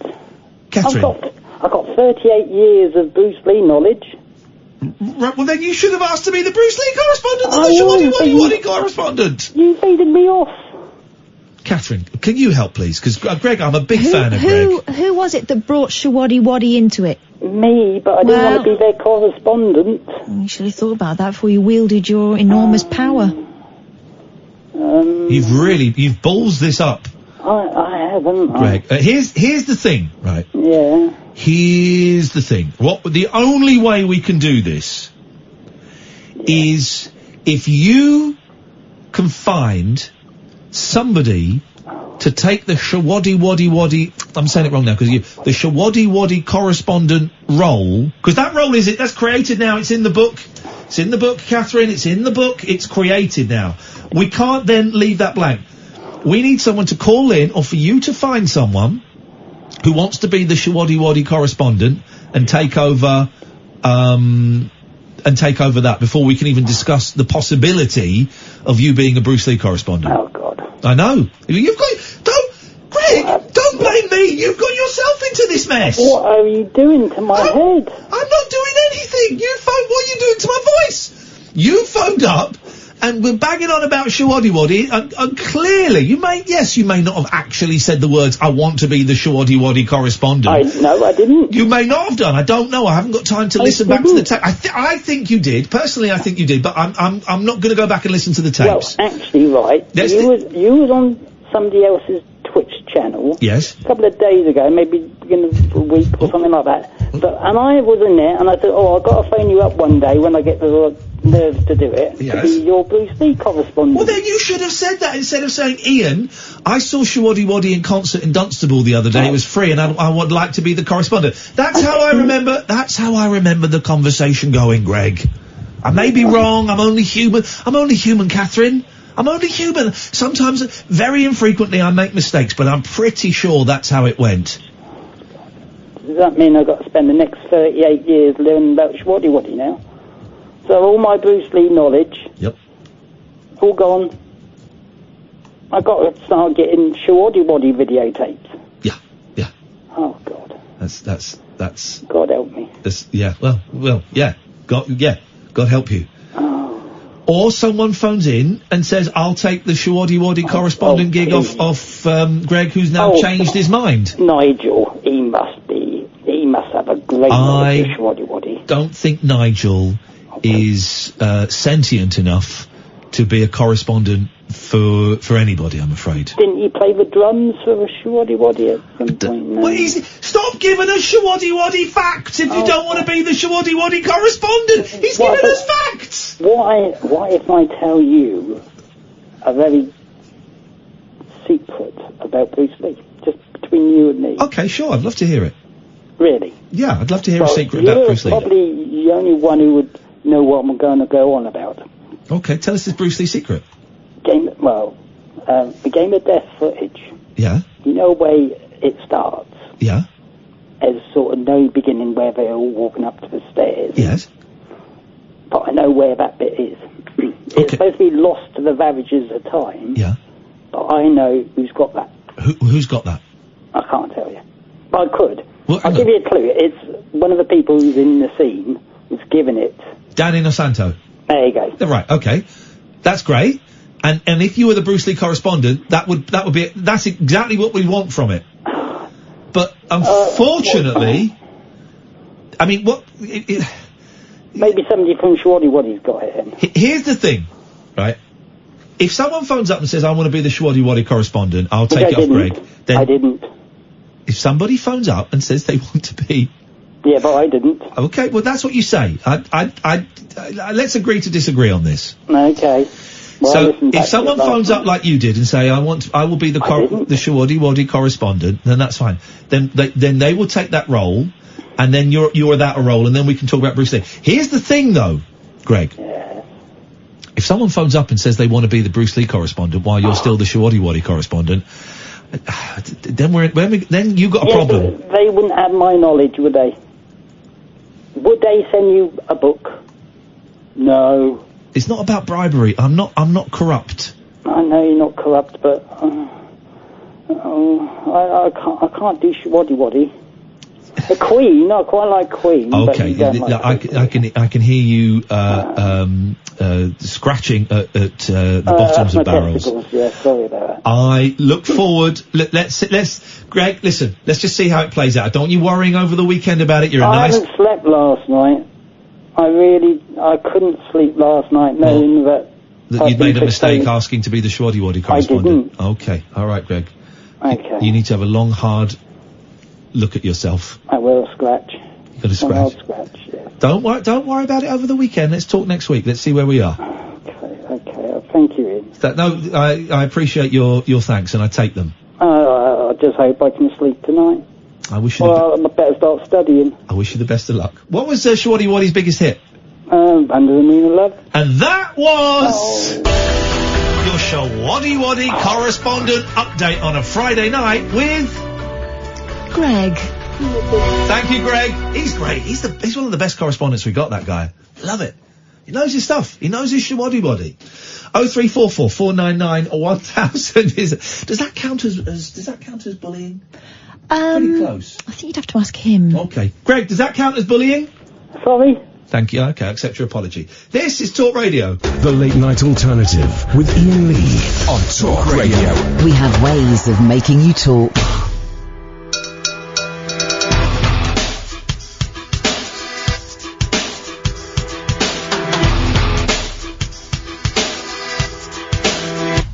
This is where the party ends. I can't stand here listening to you and your racist friends. I know politics for you, but I feel like a hypocrite talking to you and your racist friend. It was the loveliest party that I've ever attended. If anything was broken, I'm sure it could be mended.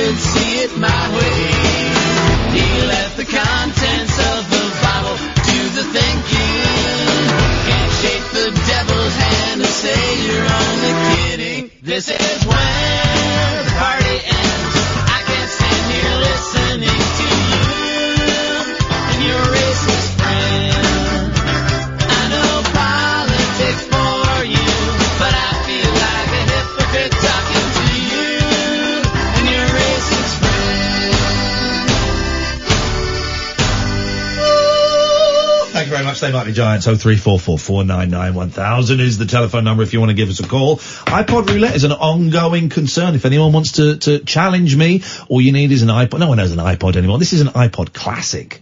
This is the classic thing. All it does is play music. I think there's a game on there somewhere as well. It's a little spin wheel, screen, that's it. All it does is play music. Doesn't connect to the internet. I've got to plug this into a computer. And boy, oh boy, that sounds ancient, doesn't it, Sam? Is it one of those ones which has the music quiz game on it? Because there was one generation of iPod that had a music quiz and it was amazing. Hang on a minute. Where would I find that? In the main menu, there's just the games. Music, genius, artists, albums, compilation songs. No. How do I go back? I don't even know how to use it. Videos, photo, extras. Games. Hang on a minute. iPod. Well, hang on a minute. There's 3 games on it. Klondike, never played. Vortex, and iPod Quiz. All right. Love it. It's so good. But okay, iPod Quiz. Here we go. It goes through all of your library and it will ask you, like, it'll play a song and it'll ask you a question like who wrote this or what year did it come out. Okay. All right, here we go. iPod Quiz. Let's play it, guys. It's all bootlegs and the learning Greek stuff on here, but let's have a go. This is the iPod Quiz. Oh! This is insane! What have I got to do? Oh, have I got to name this music? Is this your music? Well, it's asking me to type something in. Oh, maybe that was this isn't my music. Maybe it was asking me to type a name in. New game. Okay. Music quiz 2. Movie trivia. Music trivia, TV show trivia. What do you want? Come to the second, Danny.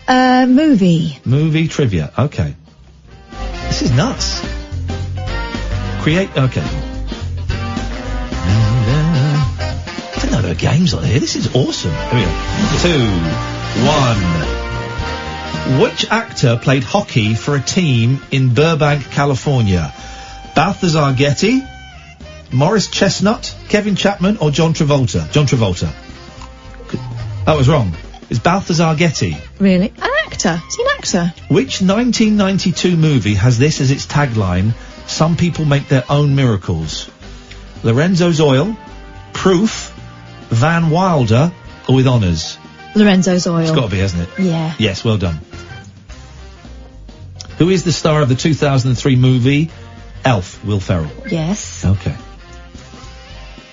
Who starred with Jim Carrey and Bruce Almighty? Wasn't it Jennifer Aniston? Correct. Boy, he's good.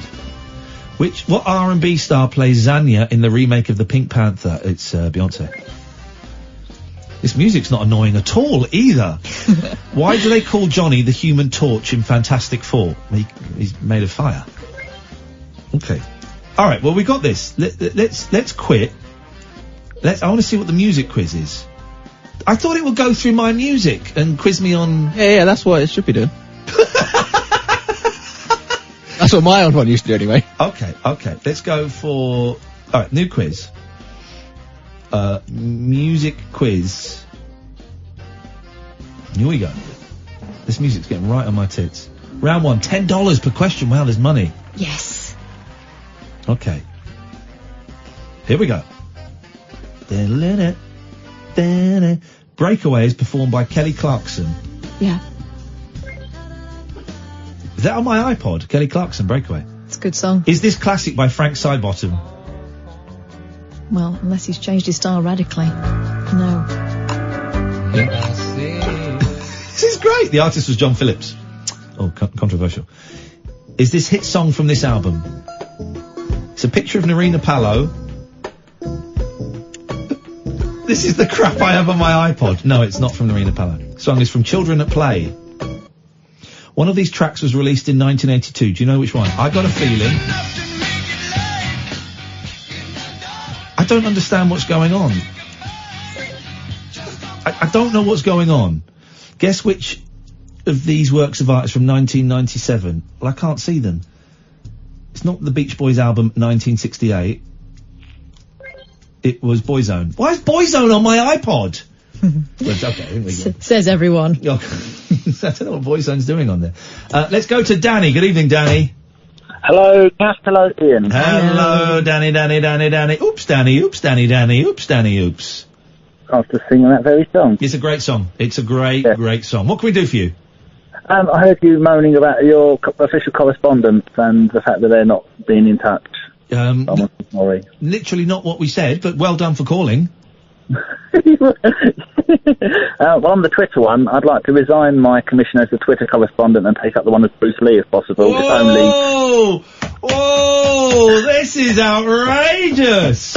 Well, it gets worse. Here's the thing. Yes. You can resign your Twitter correspondency. Good. But you need to find someone to take over it before you do. We cannot have empty slots. Well, can I sweeten the pot a little bit? Go on. I know nothing about Bruce Lee. I'd go as far as to say I don't like him. I just want to do it to annoy the last bloke. Wow, this is trolling supremo. Sweeten the pot, as if I'm just gonna stir the pot. Yeah, as if I'm just gonna get involved with that, for crying out loud. Danny, Twitter has been a smorgasbord of titillation all week, so someone's going to need to want it. Smorgasbord just means bread and butter on a table. I know. You said this a couple of weeks ago. Thank you very much indeed. Here's the thing. Yes, you can do that. Okay. But you have to find someone to take over the Twitter correspondency. We cannot have an empty slot on this show. Not acceptable. It's unacceptable behaviour. Yes. So if somebody wants it, it's yours. Okay. All we have to do is ring up. All right. God, this is so All right, Danny, thank you very much indeed. Why are these correspondents such hard work? They're such hard work. Well, this is what happens. And it happens in real life news as well. Yeah. They become legends in their own lunchtimes. Yeah, in it. Well, if anybody wants to be the Twitter correspondent, you can be, but it gets very, very, very complicated. 03444 99 1000. What you got, Boyley? I have got... Can I just stand up and just adjust myself? Okay. Okay, you don't need to... There's nothing for you to see here. Well, I wish you hadn't announced it. Done? Well, you could have carried on talking. I could see out of the corner of my eye. I know. Don't. You could see the corner of my what? No. There is no doubt some lucky souls, say the Mirror, who have brilliant relationships with their in-laws. The majority of us, however, aren't always so lucky. Every once in a while, though, a story comes along which is so bizarre it'll make you feel grateful for your lot in life. Yeah. The most recent one comes courtesy of a wife who shared her experience on Reddit, which normally I don't believe, but there are photographs. I tried to go on Reddit the other day, because I was trying to find how to fix a battery on a flip camera. Because, did you show the girls the stuff you found in your flip camera? No, I'm going to do it tomorrow. We both dug out our old flip cameras. Mine I haven't used for 9 years because it's got my mum's 60th birthday on there, 8.5 years. And yours, how long ago was it since you used yours? 2013? 2013, yeah. And mine doesn't work because the battery is dead, so I've taken it apart, I've ordered a new battery. You can kind of replace the battery to boot it up, but yours worked. Yeah.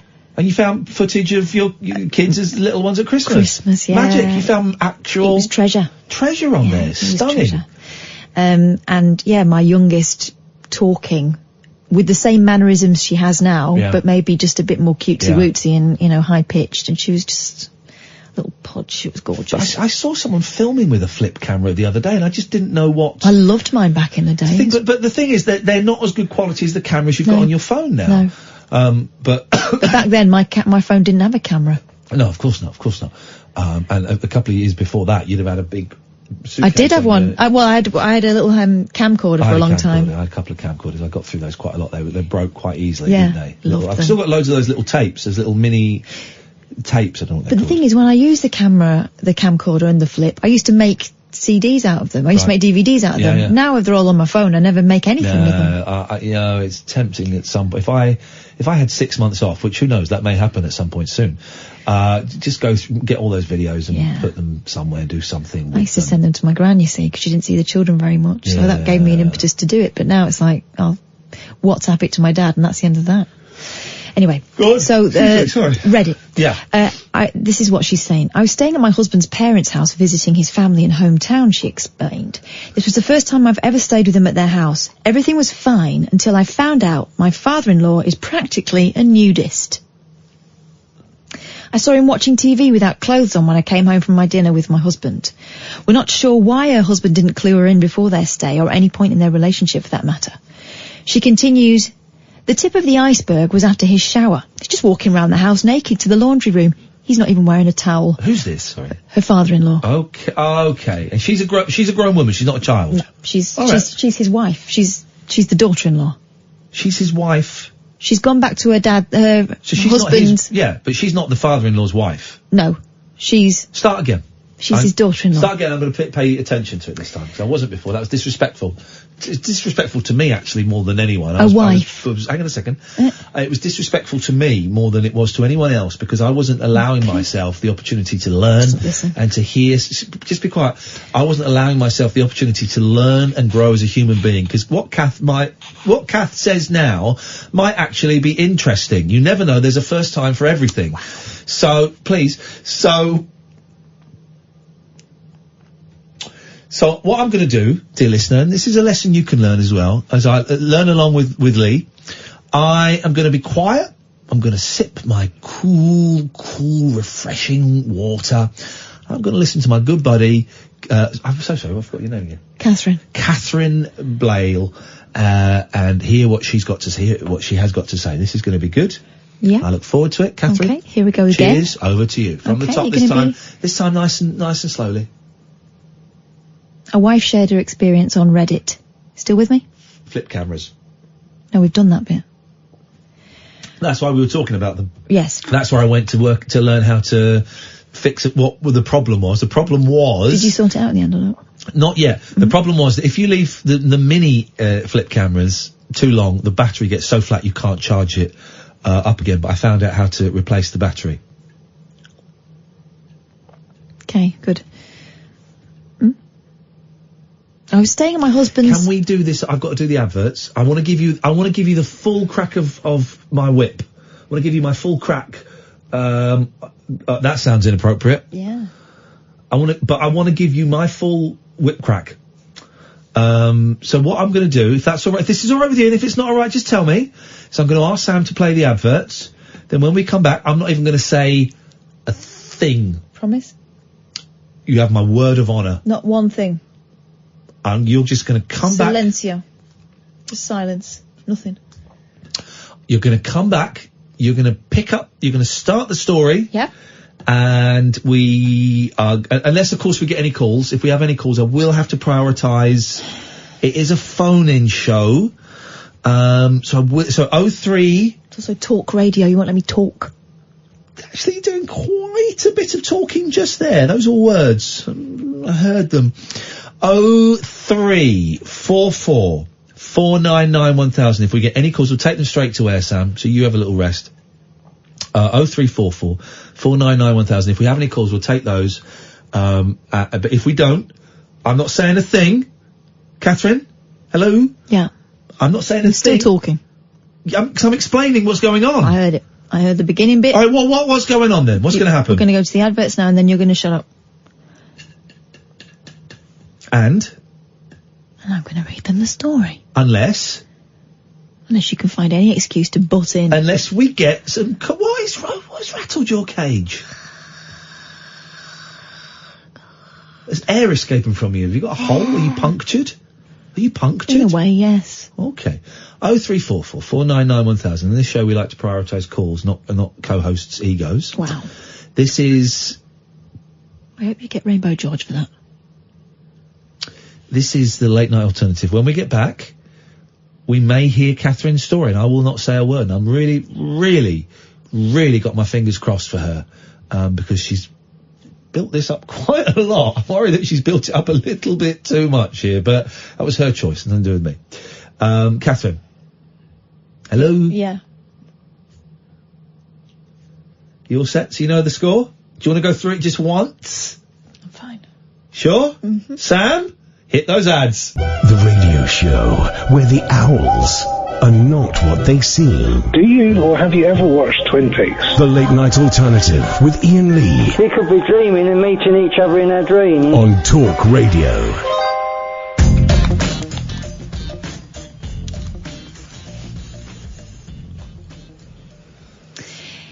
So, this is what happened on Reddit recently.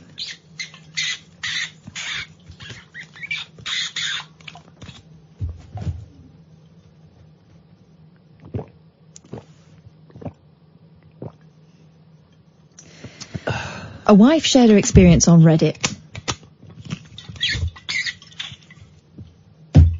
I was staying at my husband's parents' house visiting his family stroke hometown, she explained.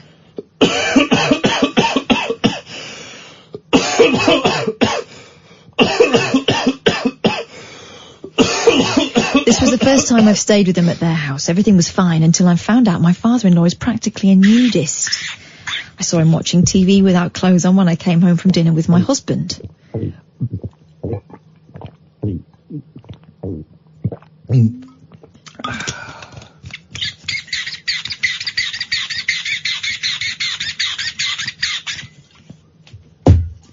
We're not sure why her husband didn't clue her in before their stay or at any point in their relationship for that matter. She continues.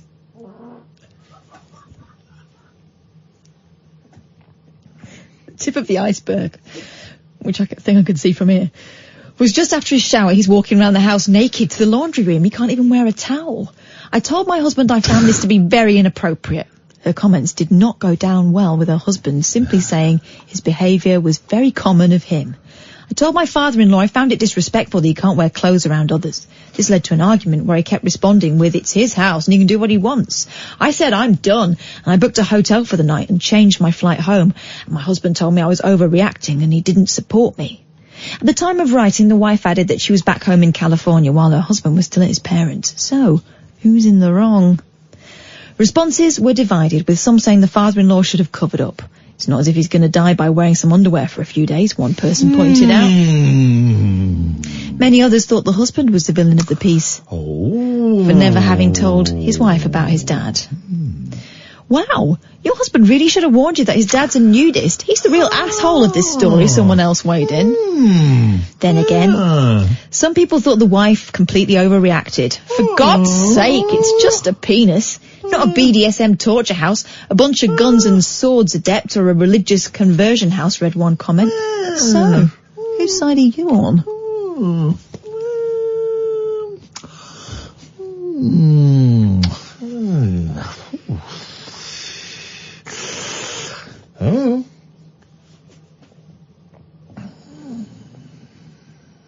Oh. You done? You done? Oh, 3444, no, no. You done? Yeah. I know. Thanks for giving me space to speak. Can I talk now? Yeah? Bravo. That was good. I'm going to be honest. Mm-hmm.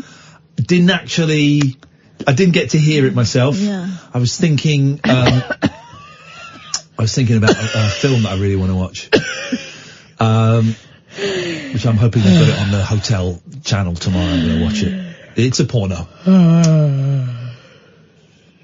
So, yeah. Maybe we need some time apart. Maybe a trial separation. Could be. Fine by me. Well, I'm away, not next week, the week after. Good for me, good for me. And then you're away the week after. Perfect. So it's 2 weeks apart. Can we not speak until then? I have to speak before then because you're co-hosting my radio show with me. Am I, though? Just found this video on YouTube. It says, this isn't fake. And it's called Some Weird Noises in My House. I've heard some weird noises. Okay. This is an actual occurrence. I was writing my story when... Okay, this just found this. It's probably... okay. First off, I don't anyone thinking this is a prank or anything. I'm not thinking that, no. And I'm not going to scare you by flashing creepy pictures of possessed people up. No. This is bona fide, scary, unknown sounds within the bowels of my house. Oh, let me plug Gosh, bona fide in your bowels? Yeah, there we go. Well, there we go. Let's have a little listen. There we go. Yep. Now, what's about to say is going to escalate the fact that this video might be fake, but you might have to turn up the volume a little. These sounds aren't monster trucks, okay? I don't trust people who spell okay, O-K-A-Y. It's okay. It's okay. Not O-K-A-Y. That is not okay. It's okay. It's a little quiet, but I promise it's not a joke. Okay. Okay. Okay. And if you don't want to believe me and skip this video, you go right ahead. I don't believe you. I understand. No. Oh, there we go. Well done. Oh, come on, man. What is he swearing for? People. I hate people. Hate people. 0344 499 1000. Call straight to air for the last 35 minutes of the show, dear listener. Let's do that. Let's do that. Why the hell not? There's no swearing in my story. No. No.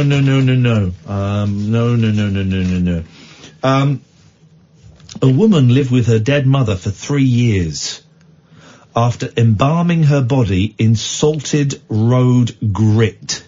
An inquest heard. My boys love the yellow grit bins. They love them. They love them. You never know what you're going to find in them either.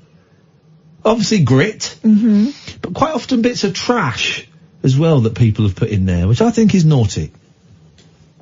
Obsessive hoarder Valerie Jones, who didn't score very highly in our names in rock songs, got 3, I think. Yeah. 57, was found collapsed and severely dehydrated when police forced their way into her cluttered home.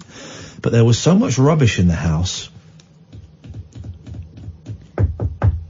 it took them a week to find her mother's remains. An inquest heard Gaynor, a name you don't hear too often these days, 83, hadn't been seen alive for 3 years, and Valerie had failed to raise the alarm. But she had bought 4 bags of salted grit around Christmas 2015. Ooh. The coroner believes she used it to embalm or cover up Gaynor's body.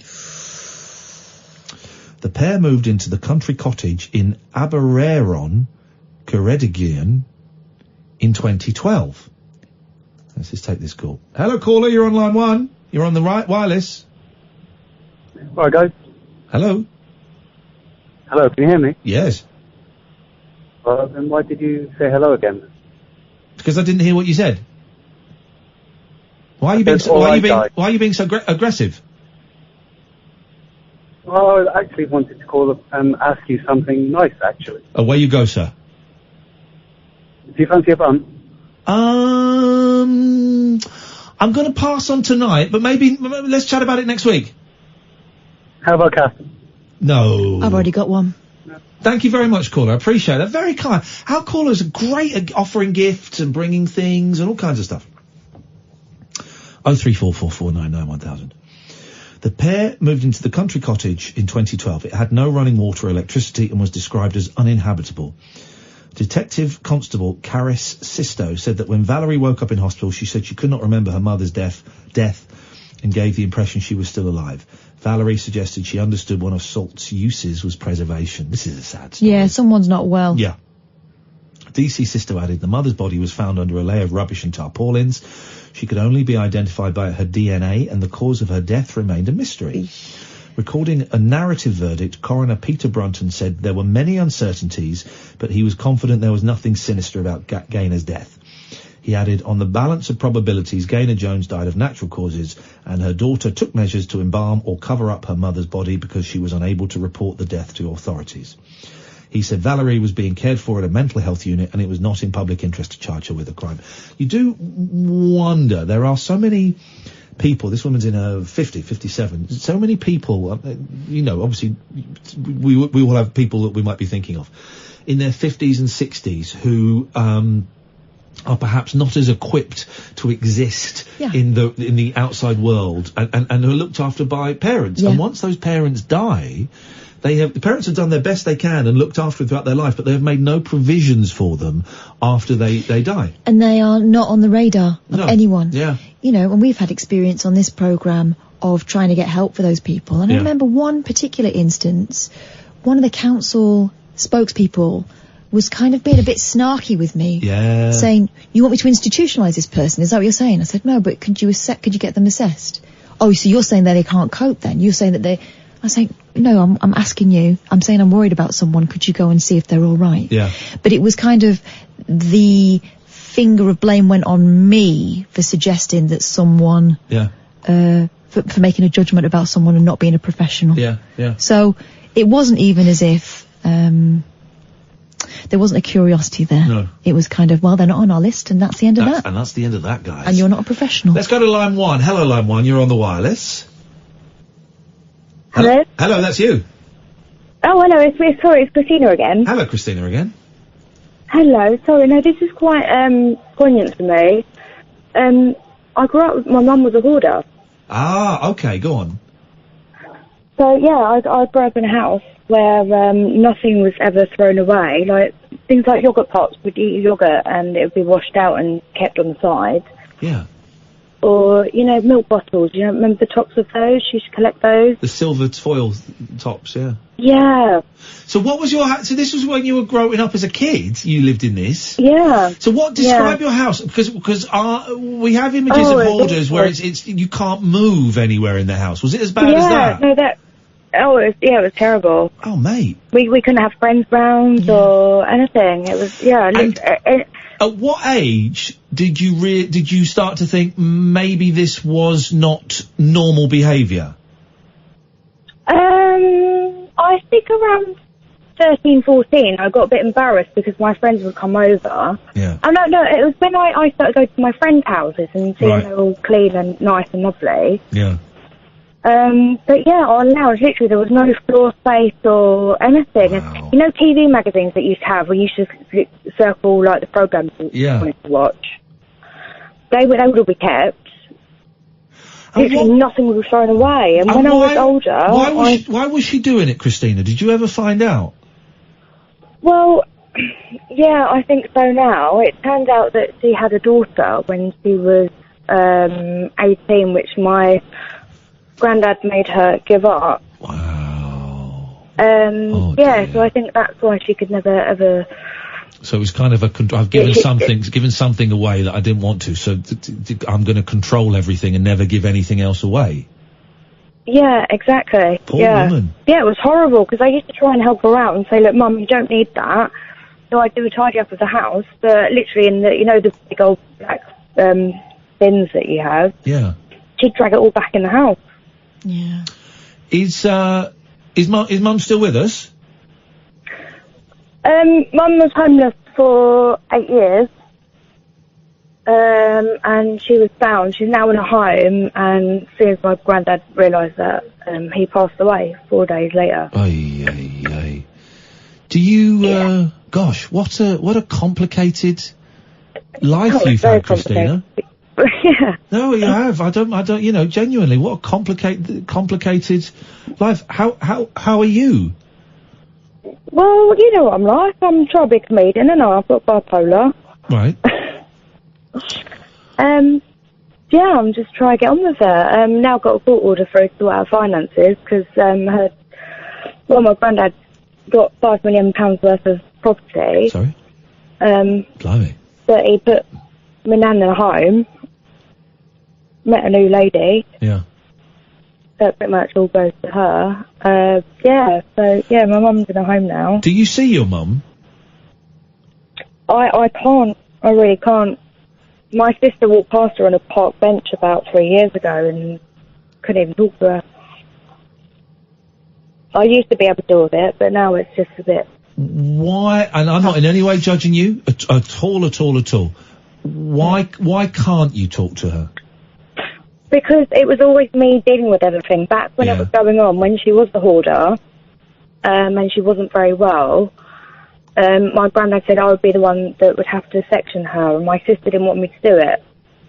Yeah. So I kind of went with my sister's wishes, didn't do it, and then on and on it went on, and yeah, it's got a bit messy. I did meet up with my mum several times, but we'd meet up, and then she'd sit at a bus stop, and I'd say, Mum, go home. She said, no, I just want to sit at the bus stop. She's not well, so... No. Yeah. Gosh. So I always tried to help. But yeah, I'd have social services call me, she'd have fleas and be scratching, and... Oh, man. Yeah, it was horrible. Well done for surviving that, Christina. And being, you know, I use the phrase because I know you'll kind of get it. relatively sane. You know, it will be hard. Oh God, yeah, I know. man, We know what man you're alive, like I'm pretty decent. Yeah, like, I know. the I know cards that you've got your that issues, they but dealt me. to come out Yeah, of that no, but I'm, alive is incredible. So well done. You should be very proud of that. yeah, so I'm sorry you have to call back in again, but that order thing is just so relevant to me, and people don't really understand it because it is a mental illness, and it's always because something was kind of taken away, and you've got relevance to everything. Because I kind of went through a stage where I couldn't throw a lot of stuff away. I've moved about 5 times, and people say, "Why don't you throw that away?" And I'll be like, "Oh, because that's not a memory about that." And they said, "Well, even if it goes away, you've still got the memory in your head. You don't need to have a physical thing in your hand to know that that is there." Yeah. Christina, thanks for sharing that. That's I'm kind of speechless after that. That's some story. But like you say, it takes someone pretty special to come through that and still be able to see the other person's side of it. I can understand why, if you would feel resentful, do you know what I mean? Of course, Because you'd have every right to. that's your childhood. Oh, Matt, yeah. I mean, yeah, I still want to get in contact with my mum. I mean, my sister met up with her last week. It's taken me stages. Oh, God, sorry. You know, my comedy thing, I called up the home just to pass the message on, and all of a sudden they said, "Do you want to talk to her?" And then I had a split second. I went, yeah, okay.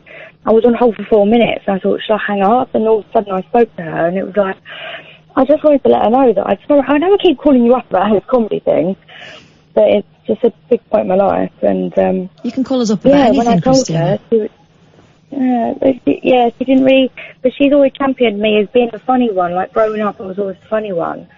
And my dad, oh yeah, it's another story. But yeah, I just wanted to pass that message on. So I managed to speak to her, and yeah, she's not well, but yeah, it was just a wooden thing. And thank you, Christina. Yeah, a lot of people just don't your understand. call is going to sit with me and probably quite a few of the listeners for a while, I think. I really appreciate you sharing that. Good, Thanks and very much. I hope it's the same as Michelle, because Michelle earlier is kind of, you know, Michelle earlier was a alcohol sober thing. So yeah, that inspired me to kind of pluck up the courage to give you my story about the hoarding. Wicked. Thank you. She said pluck. I know it sounded. She said pluck. Christina, nice to talk to you. I really appreciate that. Thank you. Wow, what a call. Yeah. What a call. We'll carry on taking calls straight to air and just going through the papers and stuff. Let's have a quick break. This is Talk Radio. Take a trip into the alternate reality of late night radio. I think I'm in something like the Matrix, and so are you. The Late Night Alternative. Hello. With Iain Lee. Is there anybody out there? On Talk Radio. Hello. Hello. Belfast tomorrow. Be exciting. Yeah. What time was I picking you up? 11:30. Okie dokie. It's happening. 0344 499 1000. Call straight to air. Let's go to line 3. 3, you're on the wireless. Good evening, Ian and Catherine. Good Nelly evening, here. line 3. Nelly. Yes, sir.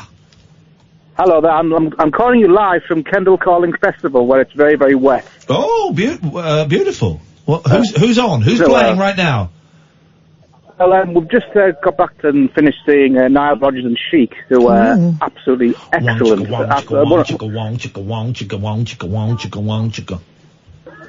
Yeah, just like that. Yeah.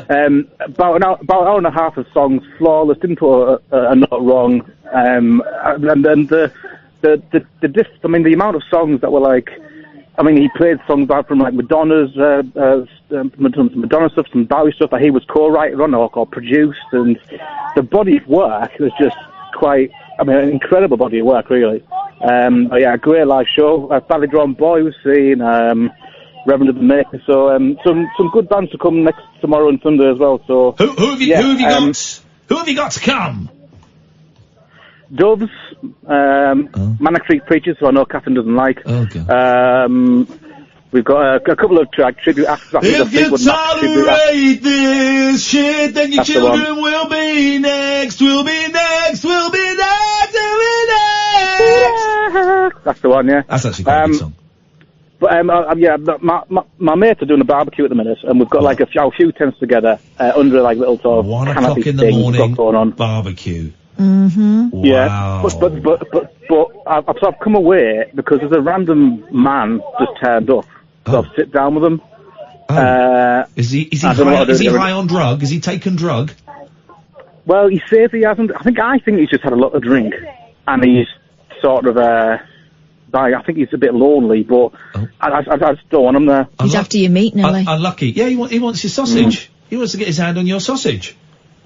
Well, tough really, because I'm not giving my meat to anyone. Well, here's the thing. Not in Australia. Tell him to jog on. The thing is, I'm not that sort of... I'm the sort of guy who just sort of puts up with it and grumbles. There has to be an alpha. You can't be a group of beaters, beta cucks. There has to be an alpha somewhere in your friendship group, doesn't there? Are there no women there? Yeah, you're right. Are there no women? There is a laugh there, but yeah, we're not even beta men, to be fair. We're just all losers. Well, then you're going to have to share your sausage with this man. And probably move in with him. Just tell him to get lost. Say, come on, mate. Listen, we're having a great time, but we're having this is a private little do for a few friends. Isn't your missus missing you? Say something like that. I think he's already said that he's come to the festival by himself, but I don't quite believe him. Okay, well, unlucky, mate. Listen, this is just I would have no qualms saying, sorry, mate. Look, it's nice to meet you, but this is just a private little gathering. Lie if you want. Say, look, it's Tony's birthday. It's a private little gathering. It's nice to meet you, but really, we just want to do this amongst ourselves. And then if he starts giving you aggro, you just punch him in the gut, you kick him in the face, get your chucks out, which I'm sure you've taken to the festival, and you do some chucks on him. I think he might just go away crying though. Nelly, let me speak to him. Let me speak I know to what him. you do. I know what you do. Has no one there got a guitar? No, unfortunately not. I was going to say, if someone starts with Wonderwall, that'll see him off. Nelly, let me speak to him. I'll get rid of him for you, buddy. Hang on, wait a second. I'm just going to head back to our camp. I'll get rid of him for you. I'll talk to him. Right, okay, hang on a second. How's it going? No, I'm just talking to Ian Lee on the telephone. Ian. Let me talk to him. Ian Lee. Do you want to talk to him? Yeah. I'll get rid of him. Ian. I'll get rid of him. Liam. Hello, mate. Who's this? Liam Ian. Yes, mate. What's your name? Frank. How's it going? Hey, Frank. How you doing, man? Listen, you're on the radio, so don't swear. You having a good time? I'm having a buzzing time. Where are you from, mate? I'm from, I'm in London at the moment. We're on Talk Radio right this very, very second. Did you enjoy Nile Rodgers and Chic? You're on Talk Radio 9991. Yep, that's it. 09991. Yeah, you're on it? Yep. 9991. What drugs you taking tonight, man? Well, hang on a minute. I can't be telling you. I don't know you. Well, I'm an ex-junkie. I've taken loads of drugs in my life. I don't do it anymore, and I can tell when someone's high. Yeah, well, I'm not high. I've just had a bit of a... That's a yellow card. Don't do another swear, otherwise you're gone. Hey, listen, can I ask you a favour? Can I ask you a favour? Go on. My mate Nelly, who you just spoke to, it's his birthday tonight, right? And him and his friends are having they're having a nice little quiet barbecue, and they just want it to be there. Yeah, I would like you, if at all possible, just give them the phone back and just let them get on and have their own little private evening. Nothing. They've enjoyed talking to you. I've enjoyed talking to you. It's been really nice talking to you. But it'll be great if you wouldn't mind just going back to your tent, or whoever it is you're with, or if you're on your own, go on your tent or find someone else, because they just want to have a great time. And if I'm honest, I think maybe you're just killing their bars ever so slightly. Ian, it's Nelly. Yeah, did he go? No, he's still here. I don't think at the moment he quite understands English. I had to turn the fader down and use the dump button twice. Yeah. Apologies for that. I don't know. Just tell him to. He's off his mash. Just tell him to get lost. Did he hear any of what I had to say? I think he heard it, but he didn't understand any part of it whatsoever. Then you need to just say, go on, mate, off. What you need to do is all of your mates need to make a big circle of your own urine. So just urinate in a circle. He won't be able to cross that. You're marking your territory. He will not be able to cross that. Or you all have to be more loco than he is. Yeah. So start like punching yourselves in the head and stuff. Start smearing feces on your genitals. Hope that helps, Nelly. Thanks very much for your call. I tried. 0344 499 1000. Let's go to line 2. 2, you're on the wireless.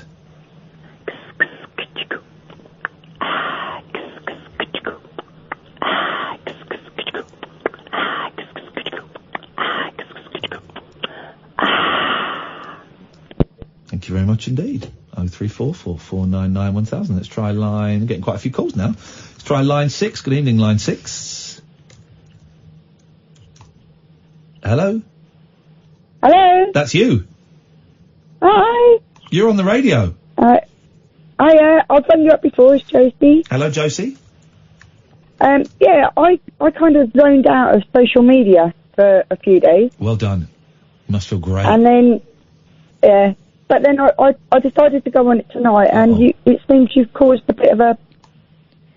If I can use the word shitstorm. You can say shitstorm. I thought you said the F word then. If you said if I can use the word, and didn't it sound like it? Flipping after that last guy. Yeah. No.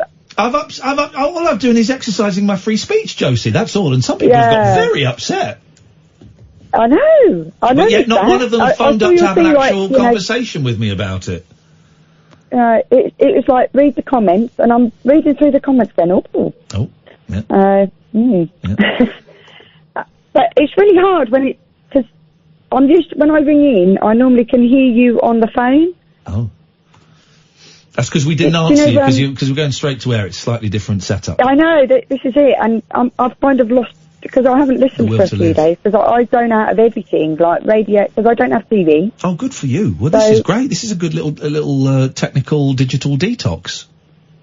Well, yeah, it's kind of a self-care thing. Yeah, well done. More people should do it. And I tried to zone out of everything, and then tonight I thought, I'll zone in back in again. What a night! And then I'm like, Ian, what you been up to? Yeah, what a night to zone back in, Josie. I know, but the trouble is like it's awful because like that you kind of, I think you've had some quite serious conversations, haven't you? Like, tonight we've had some serious ones. We've had some light ones. It's been the mixture that I like it to be. It's all clunky gear changes. That's what it's all about. Yeah, I was just like, what have you done? Do you know when you zone back into something, you're like, what's going on here then? Yeah. So when you zone out of everything, when you have a digital detox and zone out of everything, what do you think about? Well, you know, because when it's a bad, because the trouble is well, I mean, I think about my family all the time, but I try to zone out of all thinking. I've got something that I do. Yes. Where I have a little fiddle. Sounds really boring, but I do cross stitch. Oh, it doesn't sound. No, I bet that's very zen. You get into a nice meditative state. Right. Yeah. So I zone out of everything and sort of like concentrate on sewing. Yeah. But I have to. I literally, because I don't have TV anyway, so I listen to radio all the time, and I turn the radio off. Yeah. My kids, I have the phone on so that my kids can get hold of me. But I zone out of social media. Turn the phone off. Get rid of the phone. Ditch the phone. Yeah. Well, radio. I don't.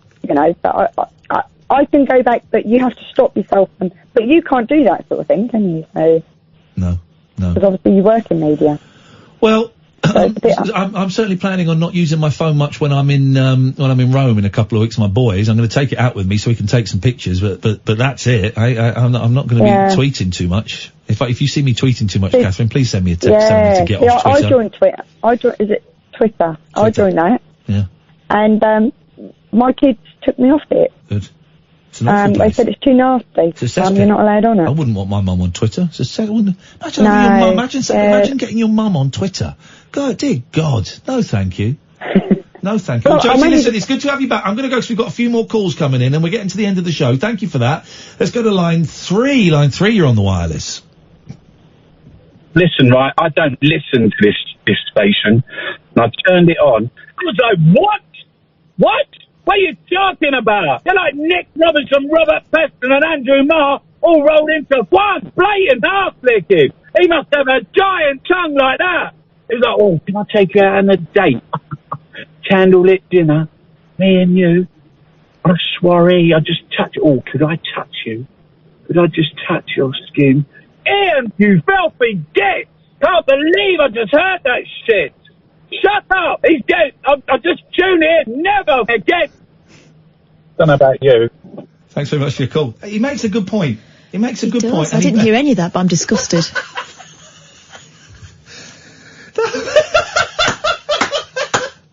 That's my call of the week. I know, I put a star next to it. That's in the podcast. That was absolutely brilliant. Thank you, man. I really appreciate that. Let's go on Twitter. You're a tosser. We had Wars. Where was the one about Wars? Oh, good. Wars got rid of wet blankets like this. Gosh, so they're saying war heroes are wet blankets. No. Gosh. Hang on a minute. What's this? 0344 499 1000 is the telephone number. Aren't people queer? Yeah, they really, really are. Hang on, what's this? Friday the 26th of July. Liberal Democrats wrest seats from Tories and Labour while Labour win back seat in Hartlepool. Brexit Party none. Nigel, what's this? Nigel Farage's Brexit Party has failed to win its council seats in its first attempt at fielding councils in local by-elections, but may have played a part in seeing a Conservative seat and a Labour one fall to the Lib Dems. Oh, okay. Okay. All right, that's interesting. Okay. That's fine. Yeah, people are funny old things, aren't they? Mm. Here's my suggestion. They're not really cross about this. No, of course not. Of course not. Happy people don't carry on like that. No. Honestly, I found it so funny today. They're laughing so much at Twitter and the reaction on there. It's hilarious. Did you see I tweeted... By the way, I've been accused of laughing at Lee Rigby yes, so have I. and the Manchester bomber. And laughing at the people that died. I've been accused of calling this woman a racist when I put, aren't racists uptight though? That's all I put. And she went, don't you call me a racist. Sorry, you are. Here's the thing, it's not a word we use that often. I use it very sparingly. I use it for people who've done racist things. And pickaninnies, watermelon smiles, send them back. All of that stuff is racist. So that's all it is. Just guys, just chill out. It's just free speech. It's just free speech. But thank you to all the new listeners. What we have got today. What, excuse me, are you bringing to Belfast? Because I've not paid for luggage. Right. I've got to wear all my clothes, have I? Yes, you have. Mm-hmm. I'm just bringing my that bag with a wash bag in. Yeah. And some, I won't bring pants, because I can wear the same pants. Won't bring socks, I can wear the same socks. I'll just bring a clean t-shirt. That is it. That's it, I'm done. Yeah. And my technical recording gear, which I have to bring because I'm the technician when it comes to this kind of thing. Okay. That's what I have to do. Good stuff. Yeah. I'll bring a frock for the evening. Obviously, different shoes. Yeah. Makeup. My hair curlers. Clean kecks. Okay. Deodorant. Okay. Oh, can I borrow your deodorant? Saving space. And your toothpaste. No. Saving space. What do you mean no to the toothpaste? Yes. Not your toothbrush. No. Not again. Not after what happened last time. Oh, this is great. We're saving space. I'm saving space. Mm-hmm. This is perfect. This is what travelling is all about. I'm just going to bring my cabin case again. Sorry? I can bring that, can't I? Not the vibrating one. Well, it was only vibrating because I had my face washer in it. You made it vibrate and then... It was great. It was outrageous behaviour. It was great. If you're coming to Belfast tomorrow, bring a friend. There's still a few tickets left. You'll be able to get tickets on the door, or you can go to iainlee.com/event. Do come and say hello afterwards. We always like to stick around and say hello. Yeah. Line 1, you're on the wireless. I'm getting messages like this every day. I'm picking them up. I'm tripping over them as I'm coming in my bloody front. Okay, that's playing a clip of that's Chunky Mark. That's an artist. But that's a recording of them. And I don't know if the previous call was a recording or if it was a genuine live phone call. We just don't know, guys. No. Ladies and gentlemen, would you please all be upstanding? It's Mr. Killer Kellner. Good evening, Martin. Thank you. Bless you. Bless you. Well done. Very much appreciated. Well done, Martin. Another week that you didn't die. Brilliant, isn't it? It's a bonus. It's a fantastic It's another week on the earth. I thought this was going to be the week, but no, we all did. Got through we all it. thought one of your balls was going to explode. Yep, no, ball's still there. Still big. Martin met my children. Yeah, lovely boys. Weren't they polite? They're beautiful, polite boys. We had to move on quickly because they wanted to watch the Fortnite World Cup final that was being streamed live. So was it really? They couldn't miss the game. What is the Fortnite World Cup? Fortnite, you know Fortnite. Well, I've heard of it. I know it's a craze amongst... I didn't know they had a World Cup. It's played in a stadium in America. America and New York now. It's over this Wow. weekend. Prize for the solo winner is $3 million. Wow. Prize for the duos is $3 million. Everyone in the final, it's been going on for weeks, everyone in the final gets 50,000, and there's a 15-year-old British kid called Dizzy Fish. Can't remember his name. There's this 15-year-old British kid in it, in the final. It's like a parallel universe. It's incredible. Yeah. It's because I don't like watching sports, and but I get watching this. I don't really understand what I'm watching, but I get it, and the boys love it. Esports is what they. But the size of the prizes of these things. Yeah, I know huge. a guy who plays poker online, and he went over there, you know, he got into a poker competition, went over there, and he won $50,000. Yeah. You know, he wasn't even anywhere near, you know, the winner of the whole thing. It's unbelievable. And we're taking home. What the hell are we doing messing around here, talking on the wireless? Why am I restricting my kids' screen time? I should be encouraging get them on This there, is it, definitely. this is it. Martin, you've got 10 seconds. Give us in 2 words what people can expect from tonight's show. Monica Galletti. There we go. That's it. Catherine's nodding. Yeah. Okay. I'm gonna have to She's listen. lovely. He's got me. He's hooked me. I have to listen. That's it. That is your lot. Thank you. Martin Kellner is coming up next. Thank you, Catherine. Thank you very, very much, Sam. If you're coming to Belfast, we're looking forward to seeing you tomorrow. Otherwise, we will be back on Monday at 10. Martin Kellner next on Talk Radio. This is Talk Radio.